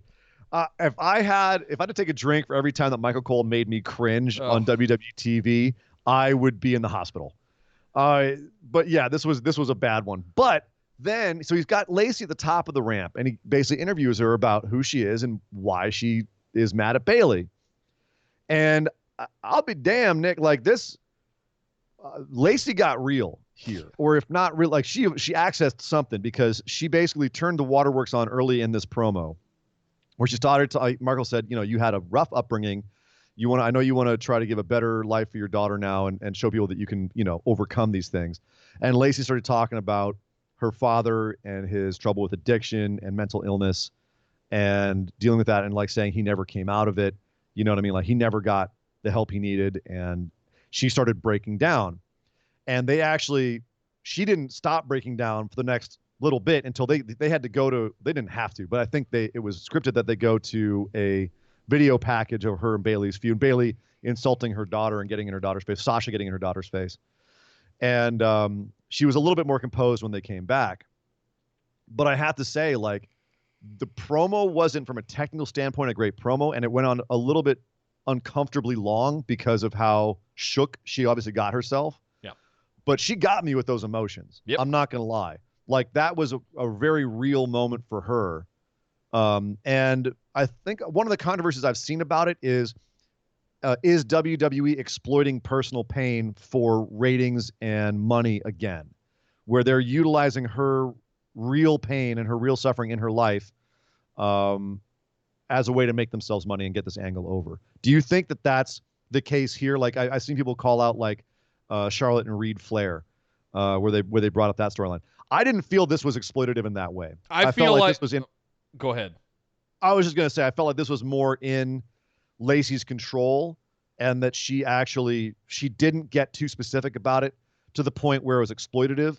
It just felt like she was melding her real life with her character a bit, and it didn't. I know it made some people cringe. It didn't get there for me. No. How was it for you? This felt like one of those ideas that she would have taken to Vince, and he went, "Yeah, that sounds good. Do that." You know, or if Vince, at some point, obviously, they're all talking about who they really are backstage and trying to get to, they're trying to get to know him, and Vince says, "That's a great story. You gotta tell that on TV." Sure. And the thing is the way that she's establishing it, she's saying, "Yes, I had this trauma, but I'm taking strength from it." That's not what they did with Reed Flair. Like that was much more of just a, "Hey, did you know her brother died? It was really sad." This felt more like, yes, I've had these hard things, and this is why I want to become a platform for people to overcome that. Want to be a babyface. All this, it felt like a babyface promo to me. Yeah. And whether or not it's based on reality or she's embellishing it for kayfabe or doesn't matter, that's a babyface promo. Hey, I've had hard times, and I'm trying to be a better person so I can be a role model for people. Like, and especially when you're contrasting with Bayley, whose shirt is now a sarcastic "Bayley is my role model," and she's the ex-role model now. That actually juxtaposes well with Bayley. So in that sense, it actually did work for me. I wish I could debate Steve from Going in Raw on this. I know he hated this promo, and he couldn't wait for it to be done. And I was like, I thought this was great. I thought it was good. I thought this was fantastic, and it was built around. It was cleverly produced as well because it was cut in between with. You had a promo backstage with Carmella and Dana Brooke going, "No, I'm gonna win the Royal Rumble. No, I'm gonna win the Royal Rumble. No, I'm gonna win the Royal Rumble." And it cuts away completely from Dana Brooke because I guess they don't care about Dana Brooke over to Lacey beating the shit out of Bayley. Sure. And that was then you had all of this going on. Well, because Bayley jumped her at the end of this promo, and honestly, the suddenness that Bayley jumped her with and the viciousness after that emotional promo, I thought was great. I was like, "Oh, damn, Bayley!" And then they were still brawling backstage, as you said. So all of this kind of swirled together, and I really enjoyed it. There's no way they're not putting that title on Lacey Evans on Sunday. I'm comfortable going ahead and saying that. Well, we'll get to that in the pick'ems. Yep. But basically, I just wanted to end this by saying, like, you had Bayley and Lacey brawling for the rest of the show. They interrupted a Fire and Desire and Bliss cross match, which thank God they did that, and turned into basically a Royal Rumble preview. Yep. But I thought that, okay, now I feel like these two women actually hate each other. I know why. Lacey defined that. Butters is calling it pandering in the chat. Was it pandering? Yes. Did it get the feud over? Yes. Yep. Hey, at the end of the day, it frickin' worked. For me, at least. And then having this big brawl afterwards, I understood why Lacey would want to have this brawl with Bayley. It's like, how dare you interrupt me when I'm talking about like what you bullies did to my daughter? And the bully angle is just annoying to me because WWE is the biggest bully of all. But no, all it is telling that Lacey Evans has been through hard enough times psychologically that there's nothing Bayley can do to defeat her because she's already been through 10 things 10 times hard. That's the psychological play here, and it just says it's calling your shot. It's like whatever it was a week or two ago where they were brawling. Like Lacey was attacking Bayley and Sasha backstage, and she injured Sasha's ankle. We had no reason why she would have attacked them. It felt kind of almost like a heel move on Lacey's part. Yeah. Why would you be attacking them? This now with this attack and this brawl here, it's like, okay, we see why she's attacking Bayley. We see where the vitriol comes from. It makes sense. And to me now, I'm like, okay, cool. Now I feel like you have the setup for this match. Right. So good job. I obviously they turned it around the last second, I think. Yeah, totally. Not 100%, but certainly a lot better. I mean, the only other thing I have to say about that is just, that was their Women's Royal Rumble brawl moment was Mandy, Sonya, Lacey, Bayley, who scampered out of there, and then Alexa Bliss and Nikki Cross. And that was it. They didn't have a whole lot of women out there to show off Dana the Royal Rumble and Carmella. stuff. Were they out there for that brawl? I don't think they were. Point of order. They were in the backstage, but other than the Lacey and Bayley thing, Like, there's no other like women's stuff going on, right? Am I? Yeah, well, we've got Becky and Asuka. Becky and Asuka. That's kind of a big one. Where's Charlotte? In the Royal Rumble. She's the first one that declared. Is that telegraphing? Maybe. We'll have to talk about it when we talk about our pick'ems. But before we get to those, there's a couple more matches we have to talk about. Nick, I just want to do the pick'ems. I know you do, buddy. Hold on. We're almost there. Because these next ones we can talk about really quickly. Kofi Kingston versus John Morrison. Baller. John Morrison. Of course it was. These two guys. Good Lord. It's 2009, Nick. Right, exactly. It's back. It's back, and it's still good. They went out and had a really fun match. Lots of crazy, innovative spots, as they say. And once again, John Morrison picking up the win with Starship Pain after a little bit of a distraction. Miz distracting Kofi, getting taken out, but then Kofi eating a Starship Pain. A really good-looking Starship Pain. It doesn't always look good because it's a tough one to pull off. That's why AJ doesn't do the spiral tap anymore. He's like, I couldn't hit it all the time. But Morrison doesn't care about those things. He just wants to go out there and, hey, he's having fun, Maggle. So are we setting up for like a little thing at the Rumble between these two guys? Because they're both in the Rumble. Maybe. Kofi and Morrison having some, because they have like the little mini stories in the Rumble. Oh, sure. I wouldn't be mad at a Kofi Morrison program. Like in the Rumble, like they have a little like a stunt off kind of thing. Yeah, like who can hang from the rope, who can not touch the floor, who can not get eliminated, who's going to jump the barricade or walk on their hands or any of that crazy stuff they've done in the past. Yeah. Oh right. Yeah, please do that. I think that's what they're setting up for, and I'm not mad at that at all. Give me that. Yes. And just a last capper on this, like we were kind of complaining about how they brought John Morrison back, like, it wasn't a big enough debut. It just didn't have this kind of sizzle that we really wanted. He just beat both members of New Day back to back, week after week. Pretty handily. Should we stop complaining about how they brought back John Morrison now? No. Because he looks we're past it at this goddamn point. Good. Oh, he looks great. We knew he would. But we wanted the big pop moment of the surprise Royal Rumble entrance. Sure. And I guess what they're showing us, we don't always have to have that. Sometimes it can be like, hey, remember this guy? Yeah, he's really good. Remember how good he is? This is how good he is. Do you see how good he is? And it builds like that. You know what? I have no more complaints about how they brought back John Morrison. Just have to change his name to Johnny Smackdown, please, ASAP. It doesn't work unless you change his name to the promotion he's in. That's true. Very true. No. Finally, Elias came out and sang a really just terrible song about the Royal Rumble. I hate him as a face, Nick. I hate him as a face. I really do. That's not what I'm mad about at this segment. Elias is fine. Elias is fine. All right, well, let's talk about what made you mad, and that was the fact that he brought out Braun Strowman to sing along with him. But before the big man could get any more than a note off, out came Cesaro. And Cesaro and Nakamura had a match with Braun and Elias. And it was a match. Elias picks up the win with the big elbow drop off the top on Cesaro. So, Nick, what pissed you off the most about this match? The fact that it was just kind of there and they didn't really do anything with this feud, or the fact that Braun Strowman is being made to look like a complete goofball? I have no problem with the match. Okay. Per se. It is what it is. This is all ultimately leading to Braun Strowman getting the Intercontinental Championship off of Shinsuke Nakamura. That's a bold statement. It's going to happen. At this point. Okay. The thing I have a problem with is sing and dance's circus show, sideshow act Braun Strowman instead of monster among men. I flip 18-wheeler trucks over. Right. I rip doors off of cars. Strongman. Beef meat castle Braun Strowman. Dancing with the New Day, coming out to sing karaoke with Elias. No. I want big man back. I want scary, undefeatable, insurmountable monster among men back.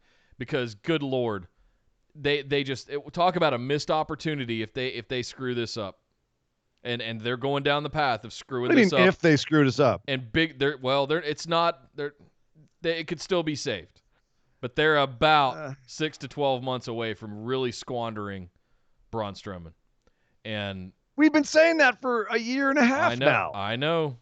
And I just held out hope because there were all these little potentials And they had him winning those Greatest Royal Rumbles and all the big men stuff, right? Still calling it. They had the thing with Bobby Lashley where they were doing the strength spots and all that stuff, and I was like, I don't know, we might get it right. Okay, nope.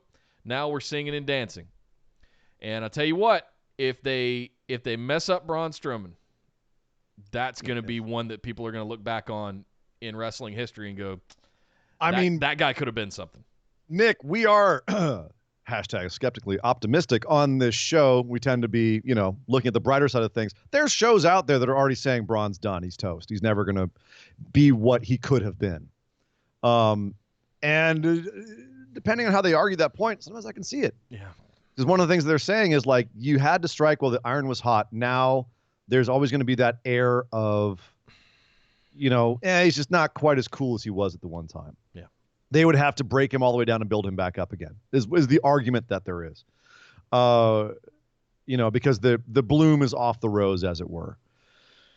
So I don't know. I'm definitely of two minds about it as well. It's going to depend on, a lot of things, what they do with him Sunday. If he, wins the tag team championships with another kid at WrestleMania, which you loved at the time and I saw as the beginning of the end, and look where we are now. I agree. I was blinded by the moment. You were.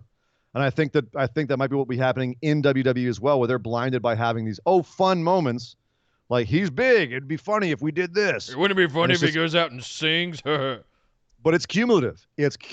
And week to week you may get lost in the one moment, but after a while all people remember about him is, oh yeah, he used to flip cars, now he's just kind of a goofball. Yeah. I can't take him seriously. And so that's what I'm kind of worried is happening too. Yep.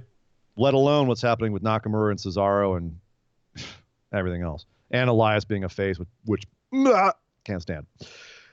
But that aside, we're going home to Royal Rumble, Nick. And we're going home with Daniel Bryan staring at a bloody contract. That was our final image going into Royal Rumble. And I thought it was a pretty strong one, although it didn't really build up the Royal Rumble match that much, which is interesting. They didn't really build up. They didn't do any of those like big brawls where everyone's getting thrown over the top. They're like, if that happens on Sunday, he's going to be eliminated. They did it a couple of times with like actual matches, but no big brawls, which I thought was very interesting.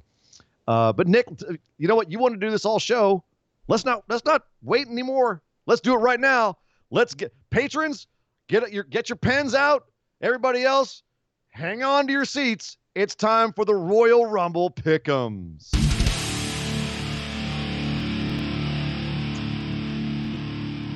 I've been fantasy booking in my head for 3 weeks. And I've also been patron, so I've been working diligently on writing Nick Booking 2.0 for your bonus episode. Hopefully we get to it this month. It's the 25th, and I'm going, I don't know if I can get to that soon. But come on, man. Come on. I'm going to power through. There's a lot of wrestling to watch and a lot of writing to do, but I'm trying my best not to let my crazy fantasy world Nick Booking bleed into actual pick'ems that I need to win. Right. Yeah. This is a tough show, man. This is supposed to be my victory lap coming back from my awful showing at Survivor Series. This plays into my strengths. Oh, I know. This is like the crazy show. But now, so this is how bad it's gotten, Nick. I went and checked Vegas odds for this show, and there's almost no matches that are clear-cut matches. Nope. Like, even Vegas is like, yeah, we're not pretty sure. Like, we don't have a clue. Becky's favored, but not by much. That kind of thing. So across the board, this is going to be a bloodbath in the pick'ems. And we get a lot riding on the line ourselves because obviously this could be the time that if a patron beats both of them, it could be the first time a patron beats both of us on this one. There's a lot up in the air. There's a lot of unknowns, a lot of unpredictabilities, and they do tend to like to swerve you around Royal Rumble season. And you don't really know where they're going because it's WrestleMania season. Like, what are their plans for WrestleMania? We don't know yet. We're not going to know. Royal Rumble's done. Okay, it's just a straight away to WrestleMania, fast lane, or whatever they do between a road bump, whatever they do between now and Mania, you're pretty much going to know what they're going to do. Yeah. Rumble, man, it's up in the air. So, Nick, let's do this. First match, Sheamus versus Chad Gable. Of course, we don't call him Shorty G because that name is outlawed here on Busted Wide Open. Sheamus versus Chad Gable.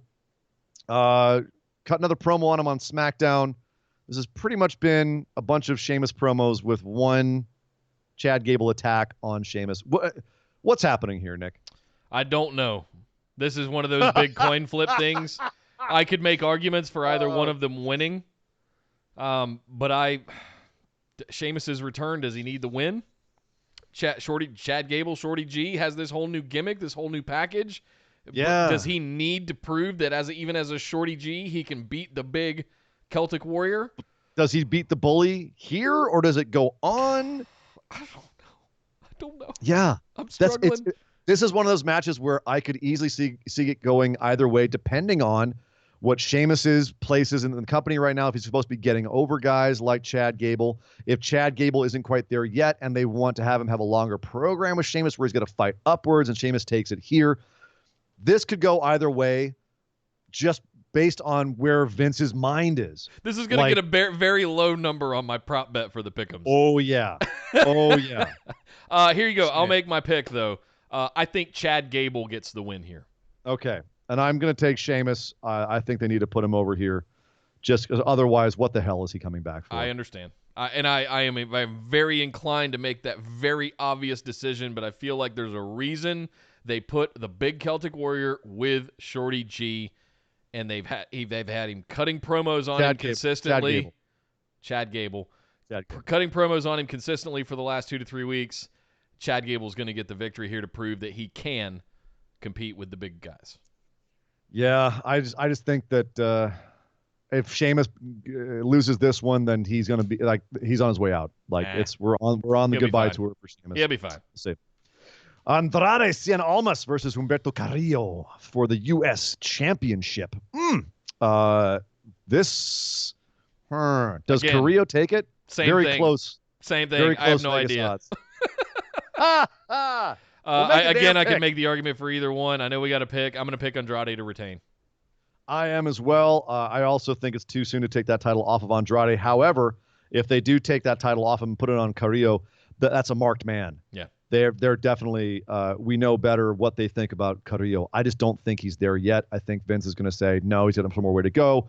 I want to invest more in Andrade. I think he's going to put more in Andrade's bank and show that he can beat baby faces and make him more of a heel. Yep. So I definitely think Vince, I'm leaning on the side of Vince is putting money on Andrade. Yep. Also because Charlotte. Baron Corbin versus Roman Reigns, Falls Count Anywhere. Both guys are in the Rumble match later, which is intriguing. This is where I think Nick Booking has to start kicking in, my friend. What you got going on, Baron Corbin, Roman Reigns, Falls Count Anywhere? I try to think more about how it's a Falls Count Anywhere match and who does that favor. I think that favors Baron Corbin. I think Baron Corbin wins here. All right. I also have a little sneaky suspicion, even though he's not my pick, that he's going to take the loss here to go do something else later. Well, they've been promoting the shit out of that incessantly. So this is where my booking comes in because I've got thoughts on the Rumble itself. And I feel like Roman is going to pick up the win in the Falls Count Anywhere match, but then Corbin will come in to cost him the Rumble later. Okay. I like that booking. Yeah. So because it's Roman and Brock at the top in the Vegas odds. Like it's those guys nearly neck and neck for who's going to win the Rumble. And depending on what betting site you go to, it switches over. Yeah. So, yeah. I definitely think that it's like Roman picking the Yankees to win the World Series. You know, of course, it's going to be the highest odds. Safe bet. Right. Daniel Bryan versus The Fiend. Is this when The Fiend shows that he is weak and Daniel Bryan has his number in this Universal Championship strap match, or does Daniel Bryan get murdered? I think he's going to get completely wasted. Yeah, I tend to think so too. I think they're going to keep The Fiend strong. I'm looking at this going, this is going to be about a 4 to 5 hour pay-per-view. The men's and women's Royal Rumble matches are going to be an hour to an hour and a half each. It's about 3 hours. That gives you – I'm looking at this. I think it could be a complete squash just to shut down any potential that anybody could take on The Fiend, especially one of the littlest guys in the company. You know, yes, I watched him ascend Evolution at WrestleMania 30 and win both championships. Yes, I understand he's an enigma. He's special. He's different. He's not like other smaller wrestlers. He's not like most girls. Yeah. The Fiend is going to come out and absolutely murder Daniel Bryan. I think it might. He'll put up a bit of a fight, but yeah, Fiend as well. Bayley versus Lacey Evans. Oh, this one's tough, especially for this week. This one's easy for me. This is the easiest one on the card, frankly. SmackDown Women's Championship match. Who do you have here, Bayley or Lacey? It might even get my highest confidence point bet. God damn, really? Lacey Evans is winning this one. I'm not going to lie. I'm not confident on this pick at all, but I think Bayley is retaining. Yeah. Yeah. And I wish I could give you a better explanation, but it's just a gut hunch. Yeah. I don't think they're strapping Lacey just yet. I think she's got a little bit more to chase. If they do put it on her, dear God, what are you going to do with Bayley? And yeah, she's done. Maybe Lacey gets it and Sasha chases her. Yeah. That's what would be the only thing I could think. That's what I'm thinking. Yeah, that's quite possible. That's exactly what I'm thinking. Sasha's about to be back, and she's going to be next. This is getting low confidence points from me. Okay. I'm not happy with my pick here, but then again, I'm not happy with most of my picks at the Royal Rumble this year. So hey, what's she gonna do? Becky Lynch versus Asuka for the Raw Women's Championship. The one woman that Becky can't beat is Asuka. Who do you have with us 1 year after Asuka tapped out Becky at last year's Royal Rumble? Who do you have here? Asuka. Really? Really. Wow. See, this is tough because this is also going to be like what happens in the Women's Royal Rumble. If Becky loses to Asuka here, it's because they have some program for her going to WrestleMania. If Becky wins here, it's because whoever wins the Women's Royal Rumble might have something to do with Becky, might be gunning for her. Or there's another program they have ready to go for Becky for Mania. Whether that's Ronda Rousey coming back, which has been rumored, Shayna Baszler getting called up and winning the Rumble, and then saying, "Hey, Becky, you never beat me." So there's a number of things they could do here. I think Becky's winning here. I think they're going to keep the belt on her all the way to Mania. She's going to run all the way to Mania with the belt and face whoever then. But yeah, I think Asuka's her last hurdle, and the way they've built this up, I think they need to give Becky this win. So I like everything you just said. I just have a different perspective. Yeah, and it's bordering on Nick booking madness. But you know, I think Asuka's gonna win, and I'll explain the rest after we do the next pick. Well, let's do the next pick. Women's Royal Rumble. Who do you have winning the Women's Royal Rumble? Shayna Baszler. That's a strong choice, my friend. I don't think that you're entirely wrong. And I think we're going to see face Shayna Baszler in the lead up to Mania. What? Yep. What? She's going to be the hero that comes up out of NXT, and, you know, I think they're going to have her working against Asuka. All right, you had me for a second, and then you completely went off the rails. That train left the track, went falling off the bridge in a cloud of flame and smoke. What the hell are you talking? Face Shayna Baszler? Face Shayna Baszler. Yep. Have you not ever watched a single thing that Shayna Baszler's done? Who is she going to be? That's why I said it bordered on Nick booking madness. Bordered on? That's the capital. Oh, my God. No, the capital was Dominic being the new Sin Cara. Out of your... Oh, that's not... That's the slum outside the Capitol. Listen. I think there will be a slow transition. Walled city of Nick booking. There will be the slow transition. Sure, she will. I think she'll win the Royal Rumble. It'll take some time to get that to happen. There will be some face-offs between her and Asuka, right? She's going to challenge her. She's going to come out, and we're going to have this build-up between now and Mania. But I think ultimately Shayna lands in a face position to go up against Evil Kana, That's where my head's at. The two former NXT champions going at each other. That shit writes itself. I'm bored. How does your mind work? I'm bored of Becky Lynch right now. You're not even a stoner. Like, how do you come up with this? I'm bored with Becky. Becky's Becky. I've seen enough Becky. I've seen Becky for the last 18 months. Oh my God. I'm bored. I want something new. You're out of your mind. Maybe. Okay. I'm about to end the aneurysm. When Asuka wins the title tomorrow night and Shayna wins the Rumble, we'll talk Tuesday. Okay, we'll talk, buddy. Yes, we sure will. Oh, I can't wait to talk Tuesday. Good Lord. I'm not confident with my picks, but I'm confident that ain't happening. Face Shayna's coming up to face evil Asuka at WrestleMania. What? What? With Becky Lynch and Charlotte both out there making them tons of money, they're going to go with that? Get out of here. Get out. Get the Good God. Women's Royal Rumble. It's Charlotte or Shayna. Unless Ronda Rousey comes back and surprises us all and wins it to face Becky. But we have heard not a peep from Ronda's camp. They asked about Ronda back in December. Triple H and Stephanie both said separately that she will be back at some point, but there's no timetable for when, which of course means absolutely nothing. But she does have a contract until 2022, 23, I believe. So she's got a few more years on her contract. So it's just a question of if we have a surprise Ronda return and Ronda comes back and wins it all, or if they call up Shayna wins it, or if they just decide to be boring and Charlotte wins it and we all just kind of throw our hands in the air and go, whoop-de-doo. I'm going to go with, I think that to pick Ronda would be irresponsible because there's no sign that she's coming back. No. But I will say if she does come back and win it, I'm not mad at that. It sucks for everyone. If she came back for a spot and got tossed out 5th or something like that, fine. She's not, Nick, she's not coming. If she comes back, she's winning the damn thing. No, she's not winning. Guaranteed. If Ronda Rousey is in the Royal Rumble, the only way she loses is if Shayna tosses her. That's it. Shayna is the only person who's taught there. Charlotte ain't going to toss Ronda Rousey and win it.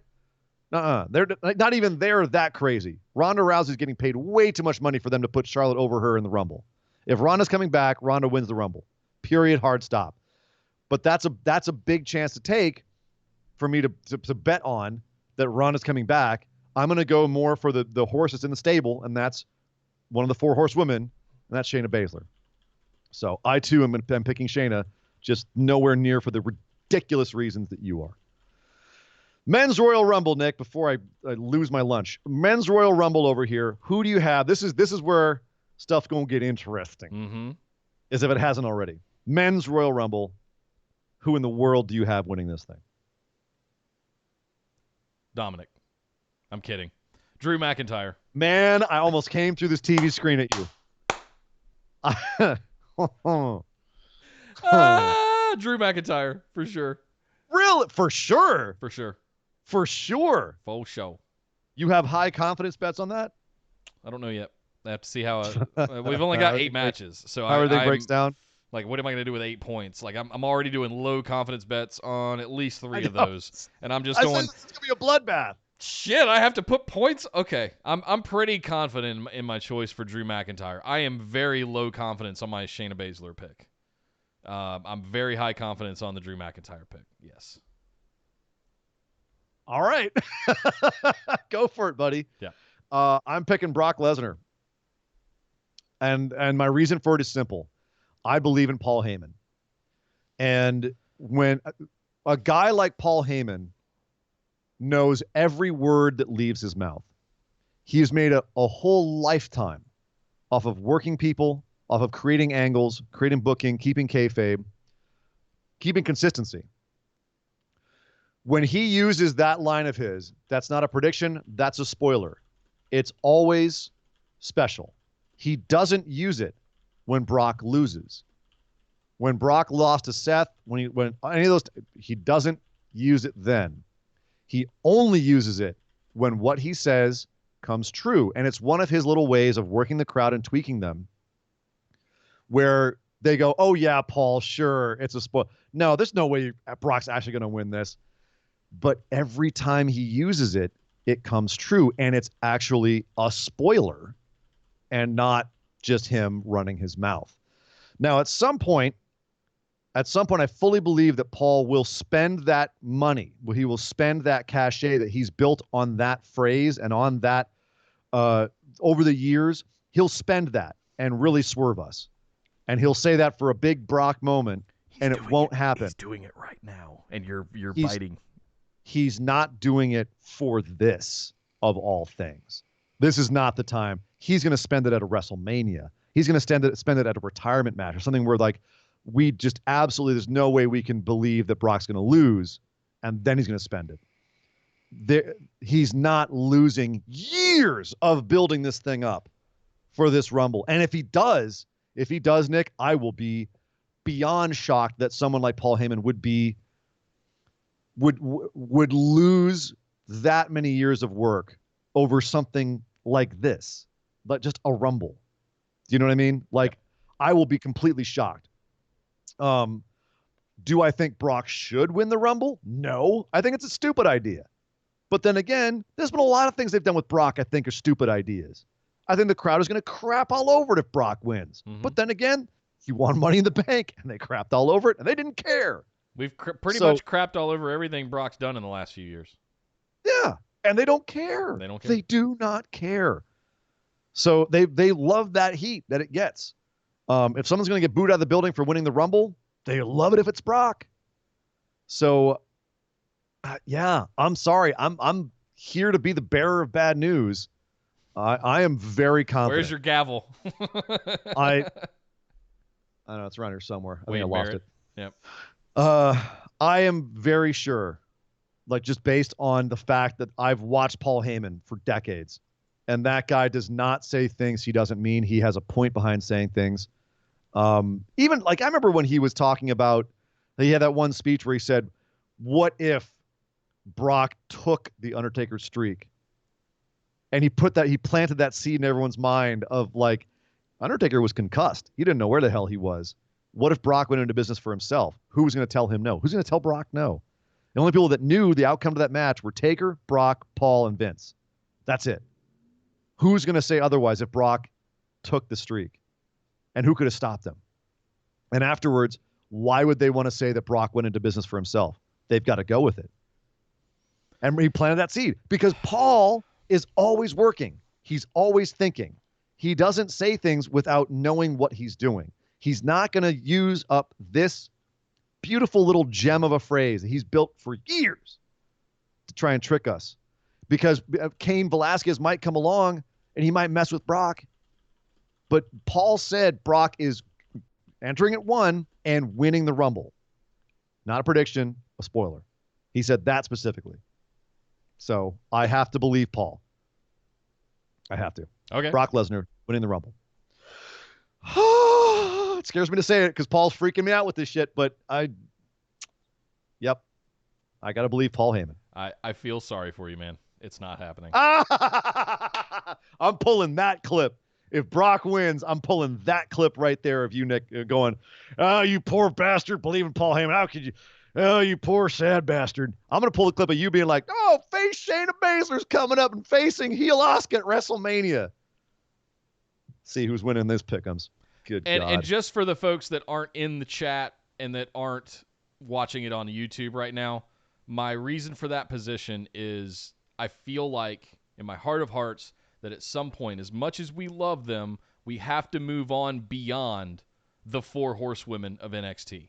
There's going to have to be other people that we strap and that we surround our product with, or that we anoint to the top constantly.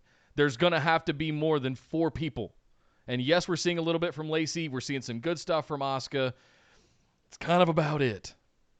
Like, there's going to have to be others that come along beyond those 4. And I feel like they might, with this, if Shayna does come up, if Shayna does do really well, and hell, if she does win the Royal Rumble, they might be in the best position they've had since to have 2 other women that weren't part of that initial crop of NXT that could do that. And they've got 3 to 4 months to make us believe before we ever get to Mania. And I'm again, still skeptical but optimistic that we can move beyond. And I say this as genuinely as possible. I love Charlotte. I love Becky. I love Bayley. I love Sasha Banks. At some point, there needs to be more than that in the women's division. Agreed. And they need some more talent. I feel like Naomi may come back. Outside possibility, Nia Jax may come back during the Rumble this year. I don't think either of them are winning it, but it's possible. I'm getting called out in the chat for getting worked by Paul. I'm also getting some support. Thank you, boys. I appreciate it. But I will say this. Hey, I will fully take it on the chin if Paul works me here and if Brock doesn't win and I've gotten worked by Paul and he did spend that coin here. Fair game. Wrestling is about working the people that watch it.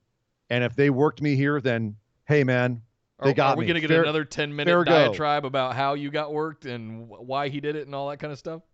Maybe. Maybe. It'll just be 10 minutes of me going over here. Drew McIntyre won. Drew McIntyre won. Drew McIntyre won. He's going to beat the Fiend. Oh, my God. This is going to be, ladies and gentlemen, one way or another, This is going to be a very dark show on Tuesday. Yeah. And there's going to be a lot of drinking at my house tomorrow. Yes. Oh, boy. There's going to be pins and needles. But, Nick, oh, man, I'm shook right now. All right, I've got to shake it off because still got more to talk about. There's still more to talk about this week, Nick, because there was a pay-per-view from NWA. Hard times, baby, hard times. Let's talk about hard times.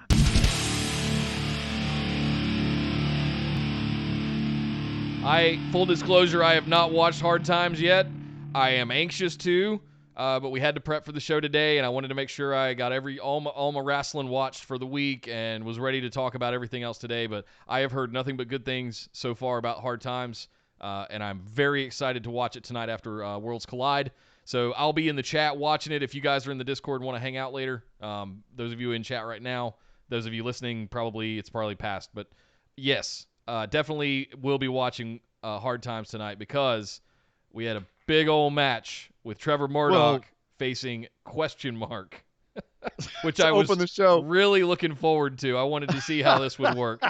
And so this is how I it haven't works. seen it, but I'm dying. So if you haven't seen it and you want to keep your ears virginal, then hang out for a second, sing the Flintstones song, turn us off for about 5 minutes because I'm going to run through all of the outcomes of these matches. We did have the new TV title on the line in a tournament. There's a TV title tournament went on, Nick. You had in the first round, Trevor Murdoch took out Question Mark, and Dan Moff defeated Zicky Dice, one of my favorite new names in wrestling. Well, it's not new, but it's one of my favorite names in wrestling, Zicky Dice. Ricky Starks beat Matt Cross in a lovely match, actually. All these matches were about 6 minutes. What was it? They were 6 minutes and 5 seconds because that was like the pre-run time of NWA back in the day. Like I forget what exact. There was some like way they were honoring old NWA, and I apologize for not having that in front of me right now. I feel like I have let you all down, but there was a purpose behind the time limit of the matches. Just Google it. And then also on the first round, Tim Storm was supposed to face Ken Anderson, but Ken Anderson wasn't there. They said that it was due to injury. Let's see. What did they actually officially say? Now, they said it was that he wasn't there. We don't know if he no-showed. We don't know if because he announced that he was going to be part of the TNA Impact show during WrestleMania weekend. They're reforming Aces and Eights. So, yeah, I don't know if he's in trouble, but he wasn't there. So Tim Storm got a pass in the first round. Okay. So second round, Trevor Murdoch, Dan Moff, Ricky Starks, and Tim Storm. Trevor Murdoch took out Dan Moff. Ricky Starks took out Tim Storm in a nice little match, but I was shocked by that because Tim Storm was my pick. But it makes sense. They're giving him a really long babyface story. And ultimately, Ricky Starks, at that point, made total sense. Ricky Starks is your new first television champion, beating Trevor Murdoch in the finals. The man with the mouth. He's got something to crow about now. So, Ricky Starks, baby. He's got the title and your mom. Eli Drake and James Storm overcame Ricky Morton and Robert Gibson, a.k.a. the Rock and Roll Express, and Royce Isaacs and Tom Latimer, a.k.a. Wildcard, and they are your new tag team champions. If you look now at basically where NWA started when Power started on YouTube, they really highlighted Ricky Starks. They really highlighted the fact that Eli Drake was there. They highlighted James Storm. They highlighted those guys a lot. They gave them a lot of promo time. They made them seem special. Now they're all champions. So it seems like they definitely had this plan going for a while. They wanted to get all these guys strapped. They had to come up with a story where Storm and Drake both said, well, we don't need to go for the big titles. We can go for the tag titles instead. And sure enough, it worked out. Once again, though, two singles guys that have gone into tag team business for themselves and have won the titles. But once again, that's part of the story of the whole thing, is that they're singles guys and they came together and made it happen. So I was not mad at that outcome. I'm curious where they're going to go from here. Certainly some good promos to come out of that. But the highlight of the whole show, there's some more good matches, but the highlight to me was Thunder Rosa and Allison Kay. Allison Kay, the champ going into this, was not the champ coming out. She and Thunder Rosa and Allison Kay had an absolutely baller match. If there's one thing to watch on this show, it is this match. It's Thunder Rosa and Allison Kay. Absolutely incredible. Better than any women's match that has ever been on AEW. So, Nick, if you watch the show for any reason, check it out for the women's match. What show are we talking about? I'm sorry. I know you had to evacuate. You said to go away and sing the Flintstones song. I listen. I don't want to know any of this stuff. I'm genuinely serious when I say I'm very invested to see NWA, one of NWA's first big pay-per-views like this, and I want to see how they did. So Flintstones, man, the Flintstones. All right, well, Thunder Rosa, Allison Kay was amazing. Good. Great match, fantastic match. Only question I had coming out of this is I wonder if Kay dropped the belt to Thunder Rosa, not just because Thunder Rosa is great, but maybe she dropped it because she dragged Tessa, and they don't want to be associated with that kind of drama. I don't know. I hope that's not the case, because you should be able to call out people that do crap like that without any repercussions. Scott Steiner defeated Aaron Stevens, who was the national champion, but it was by DQ. Of course it was. All kinds of kerfufflery at the end of this match, but it was Scott Steiner, and he looks like superstar Billy Graham. He shaved the top of his head. Oh, he looks like superstar Billy Graham, only with like the Kofi Kingston chest. And finally, Nick Aldis defeated Flip Gordon in what I can only call a showcase match. It was fine. It was a fine match. It really served no purpose because you've got Aldis heading towards Marty Scurll right now. Yeah. Flip is just kind of there. So I feel like good for Flip for being a good sport, you know? Yeah, I just feel like that match just kind of was there to fill time. The real reason to watch the show was the TV title tournament and that Thunder Rosa Allison Kay match. But overall, good pay-per-view for $20. Yeah, couldn't be mad at it. Nice. So that is NWA Hard Times. Hard Times, baby. And I'm glad I missed some of that, because I'm looking forward to watching it later. I'll be chatting with you guys on Discord later tonight. But Ian, we have to close out the show here with what Sean Clark has dubbed our moment of positivity. So if you had to pick one thing, Sir Ian Dangerous, what was the one thing that made you happy this week that happened in the world of professional wrestling? Keith Lee winning the title, man. That's just easy. Yeah, that's a good one. Come on, Keith Lee getting the North American Championship. I wept. You had man tears? I wept. He's all grown up now. He's got a title now. That's my boy. You go get him, boy. Oh, you go get him, Keith.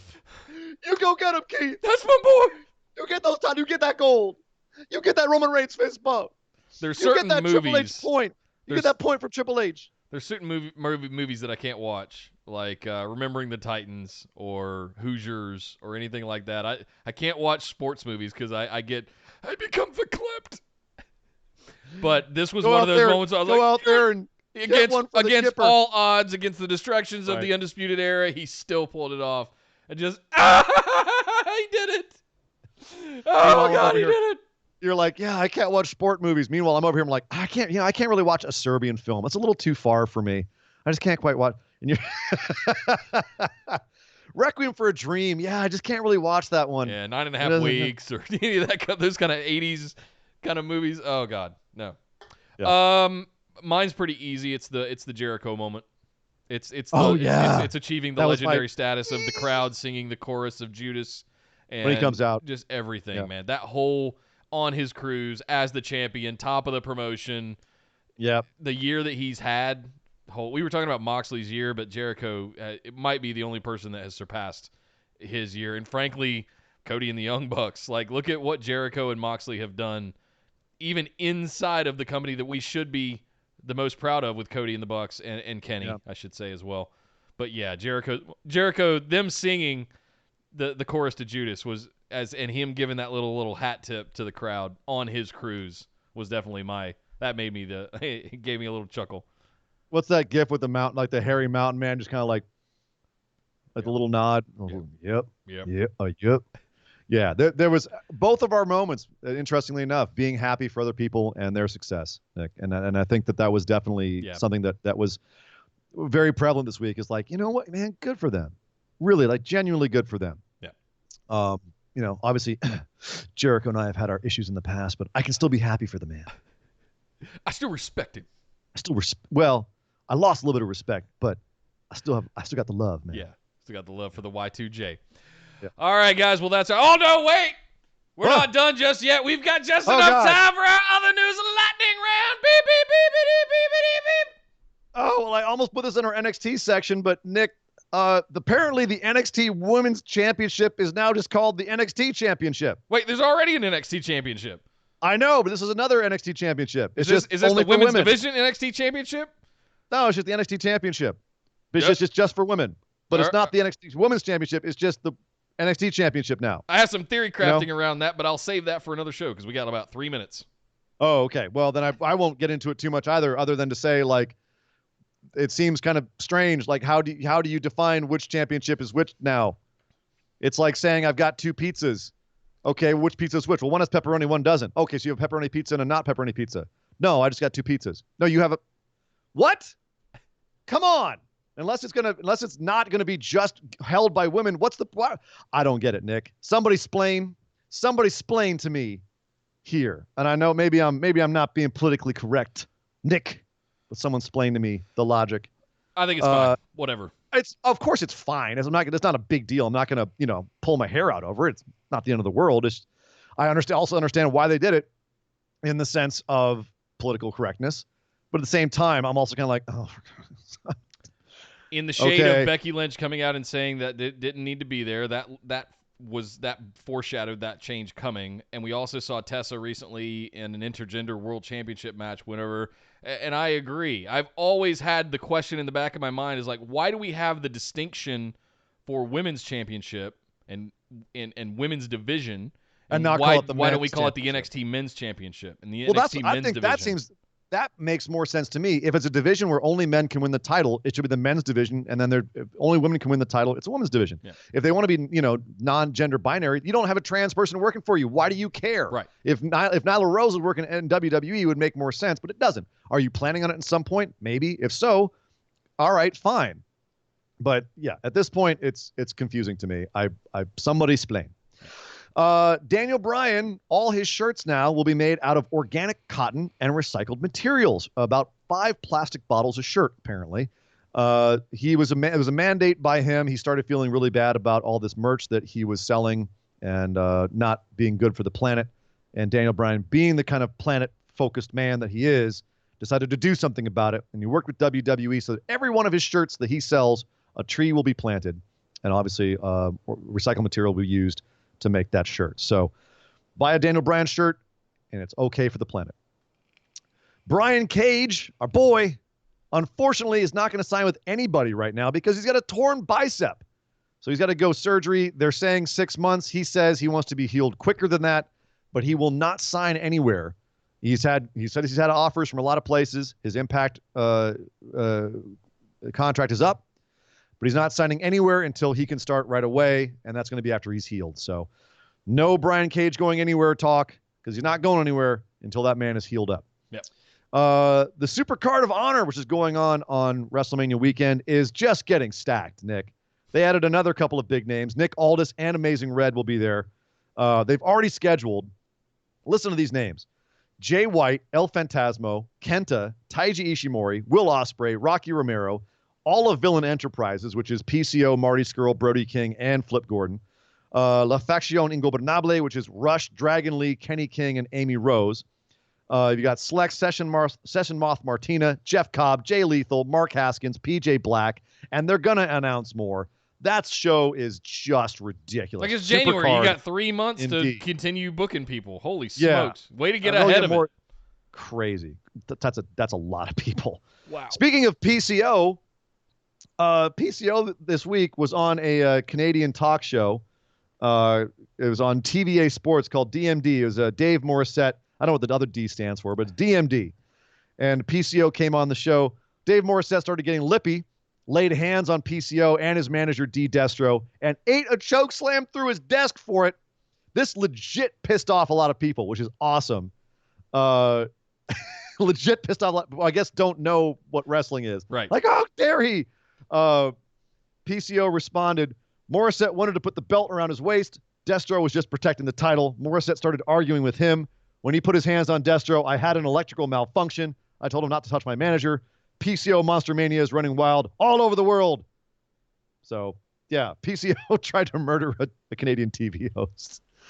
Oh, that's awesome. Good stuff. RIP to Justice Payne. If you watch CCW around the turn of the century, he was like king of the death matches back then. He's also his real name Chris Wilson. He's Nick Gage's real life brother.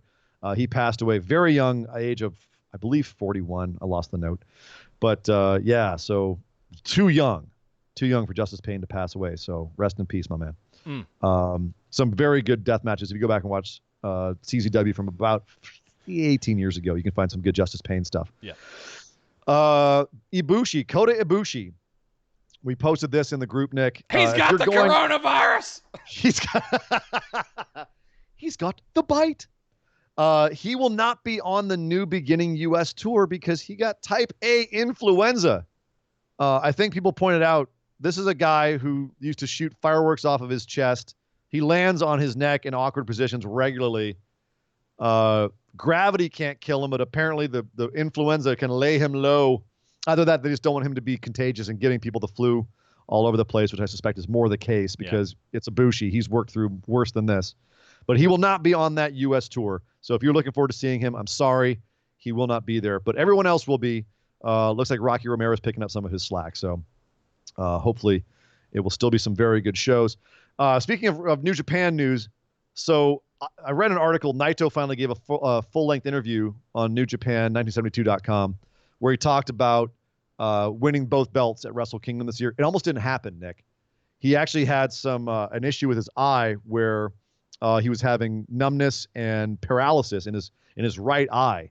So that whole thing about him holding his eye open actually it wasn't because they made fun of him in Mexico. It was because he literally just couldn't open his eye. I kid, of course, but this is actually a lot more serious than I'm making it out to be. One of the muscles that held his eye in place was actually detached, and they had to go in there and do surgery without general anesthetic. They had to go into his eye and basically tie these three muscles together so that he could have some sight out of his eye. Apparently, he was seeing two people all through the G1 and into the fall. He was seeing three people at a time and had to squint on most of his matches, and was able to sneak away during the World Tag League to get that fixed, and that's why they were up to the last minute. They had all kinds of options ready to go at Wrestle Kingdom in case Naito wasn't good to go. So that's how close it was to Naito not having that incredible moment at Wrestle Kingdom this year. So scary. That is scary stuff. It's very scary. To our UK fans, if you watch AEW pay-per-views out there in the UK, the ITV pay-per-view provider will no longer be hosting AEW pay-per-views. You probably there's no official announcement yet. You'll probably have to go find it on Fight TV. But ITV pay-per-view is dropping AEW over there. Get the AEW network streaming thing sorted out now. I feel like I've been saying it for a year. Do it. Come on, TNT. Come on, Tony Khan. Yep. So I at this point, I'm with you, but they just have to have more content to put up on there. Otherwise, what's it there for? So they have to make some deals, Nick. But speaking of deals, Lance Archer to AEW? What? You heard it here first. Lance Archer apparently is in very high-level talks to go to AEW.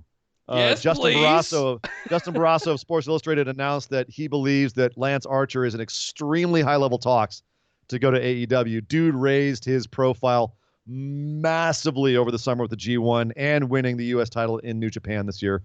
So that could be a thing. That is someone who could stand up to Luchasaurus or Jake Hager, Jake Hager, anybody. Yeah. Yeah. So that would be a huge acquisition for AEW, and we're big fans of him here on the show. So, Lance Archer to AEW. You may have heard it here first. Yeah. There go the nipples. And that was the news. Thank you very much, Sir and Dangerous. And thank you guys for joining us. But hey, don't go anywhere. We are going to be doing our Patron Mailbag Series episode number 16, I believe it is, right after this show. So if you're watching live on YouTube and want to see some more, hang out. We're going to answer all of our patrons' questions. And yes, anybody can watch, but if you would like to get your questions in for us to answer, that does require at least a $5 donation. We do limit it that way and keep things a little bit tame. But you can get your questions in every single week all throughout the month for just $5 a month. To do that, head over to patreon.com/BWO and sign up for that or one of our other exclusive reward tiers that you have over at patreon.com/BWO. It is the best way to support the show. And thank you to all of our current patrons, and good luck tomorrow in the Patron Pick'ems Challenge for the Royal Rumble. You can find us over on Facebook just search Facebook or Busted Wide Open on Facebook, like our page, and send us a join request to get into the discussion group with the rest of the phenomenal ones, where you'll also find links to our Discord community and server. And if you're watching on YouTube, you can find it in the links in the description below, or if you're on orbitaljigsaw.com, you can find it in the links under the post as well. Any of our episode posts, you can find links to Discord. That is the place to be, because we do live chats all throughout the week. They're a lot of fun. Every show, AEW, NXT, SmackDown, Raw, Ring of Honor, Impact, and dedicated chat channels for all pay-per-views, including Worlds Collide tonight, as well as Royal Rumble tomorrow. So make sure you get into the Discord as soon as possible. It is one of the bigger up-and-coming wrestling communities for watching shows together, and we really enjoy that side of it. And frankly, we're not beholden to Facebook anymore. And you keep Sheriff McDonald sane because you're not posting spoilers in the group. Please don't post spoilers in the group. I don't like angry Sheriff McDonald. You can also find us. Yeah. Nobody does. Oh, hat tip to the sheriff. Hat tip to the sheriff. Yeah, hat tip to the sheriff. And he just wants to remind you that he still hates you all. You can also find us. Last but certainly not least, you can also find us here on YouTube, streaming live every Tuesday at 8 p.m. Eastern and every Saturday at 3 p.m. Eastern. We have a YouTube channel, guys. Please come subscribe. Yeah. We're on that race to 1,000 subscribers, and you can help us get there. We need your help. Head over to youtube.com/bustedwideopen. Make sure you jingle that little notification bell as well, so that you get alerted anytime we go live or put up new content. But my name is Nick Howell. You can find me on Twitter at DataCenterDude. And I am Sir Ian Dangerous. You can find me on Twitter at Sir Ian Dangerous. But my God, would somebody stop the damn match? This show is part of the Orbital Jigsaw Network. For more episodes, subscribe to us on iTunes, Google Play, or Stitcher Radio. For details and show notes from each episode, check us out, orbitaljigsaw.com.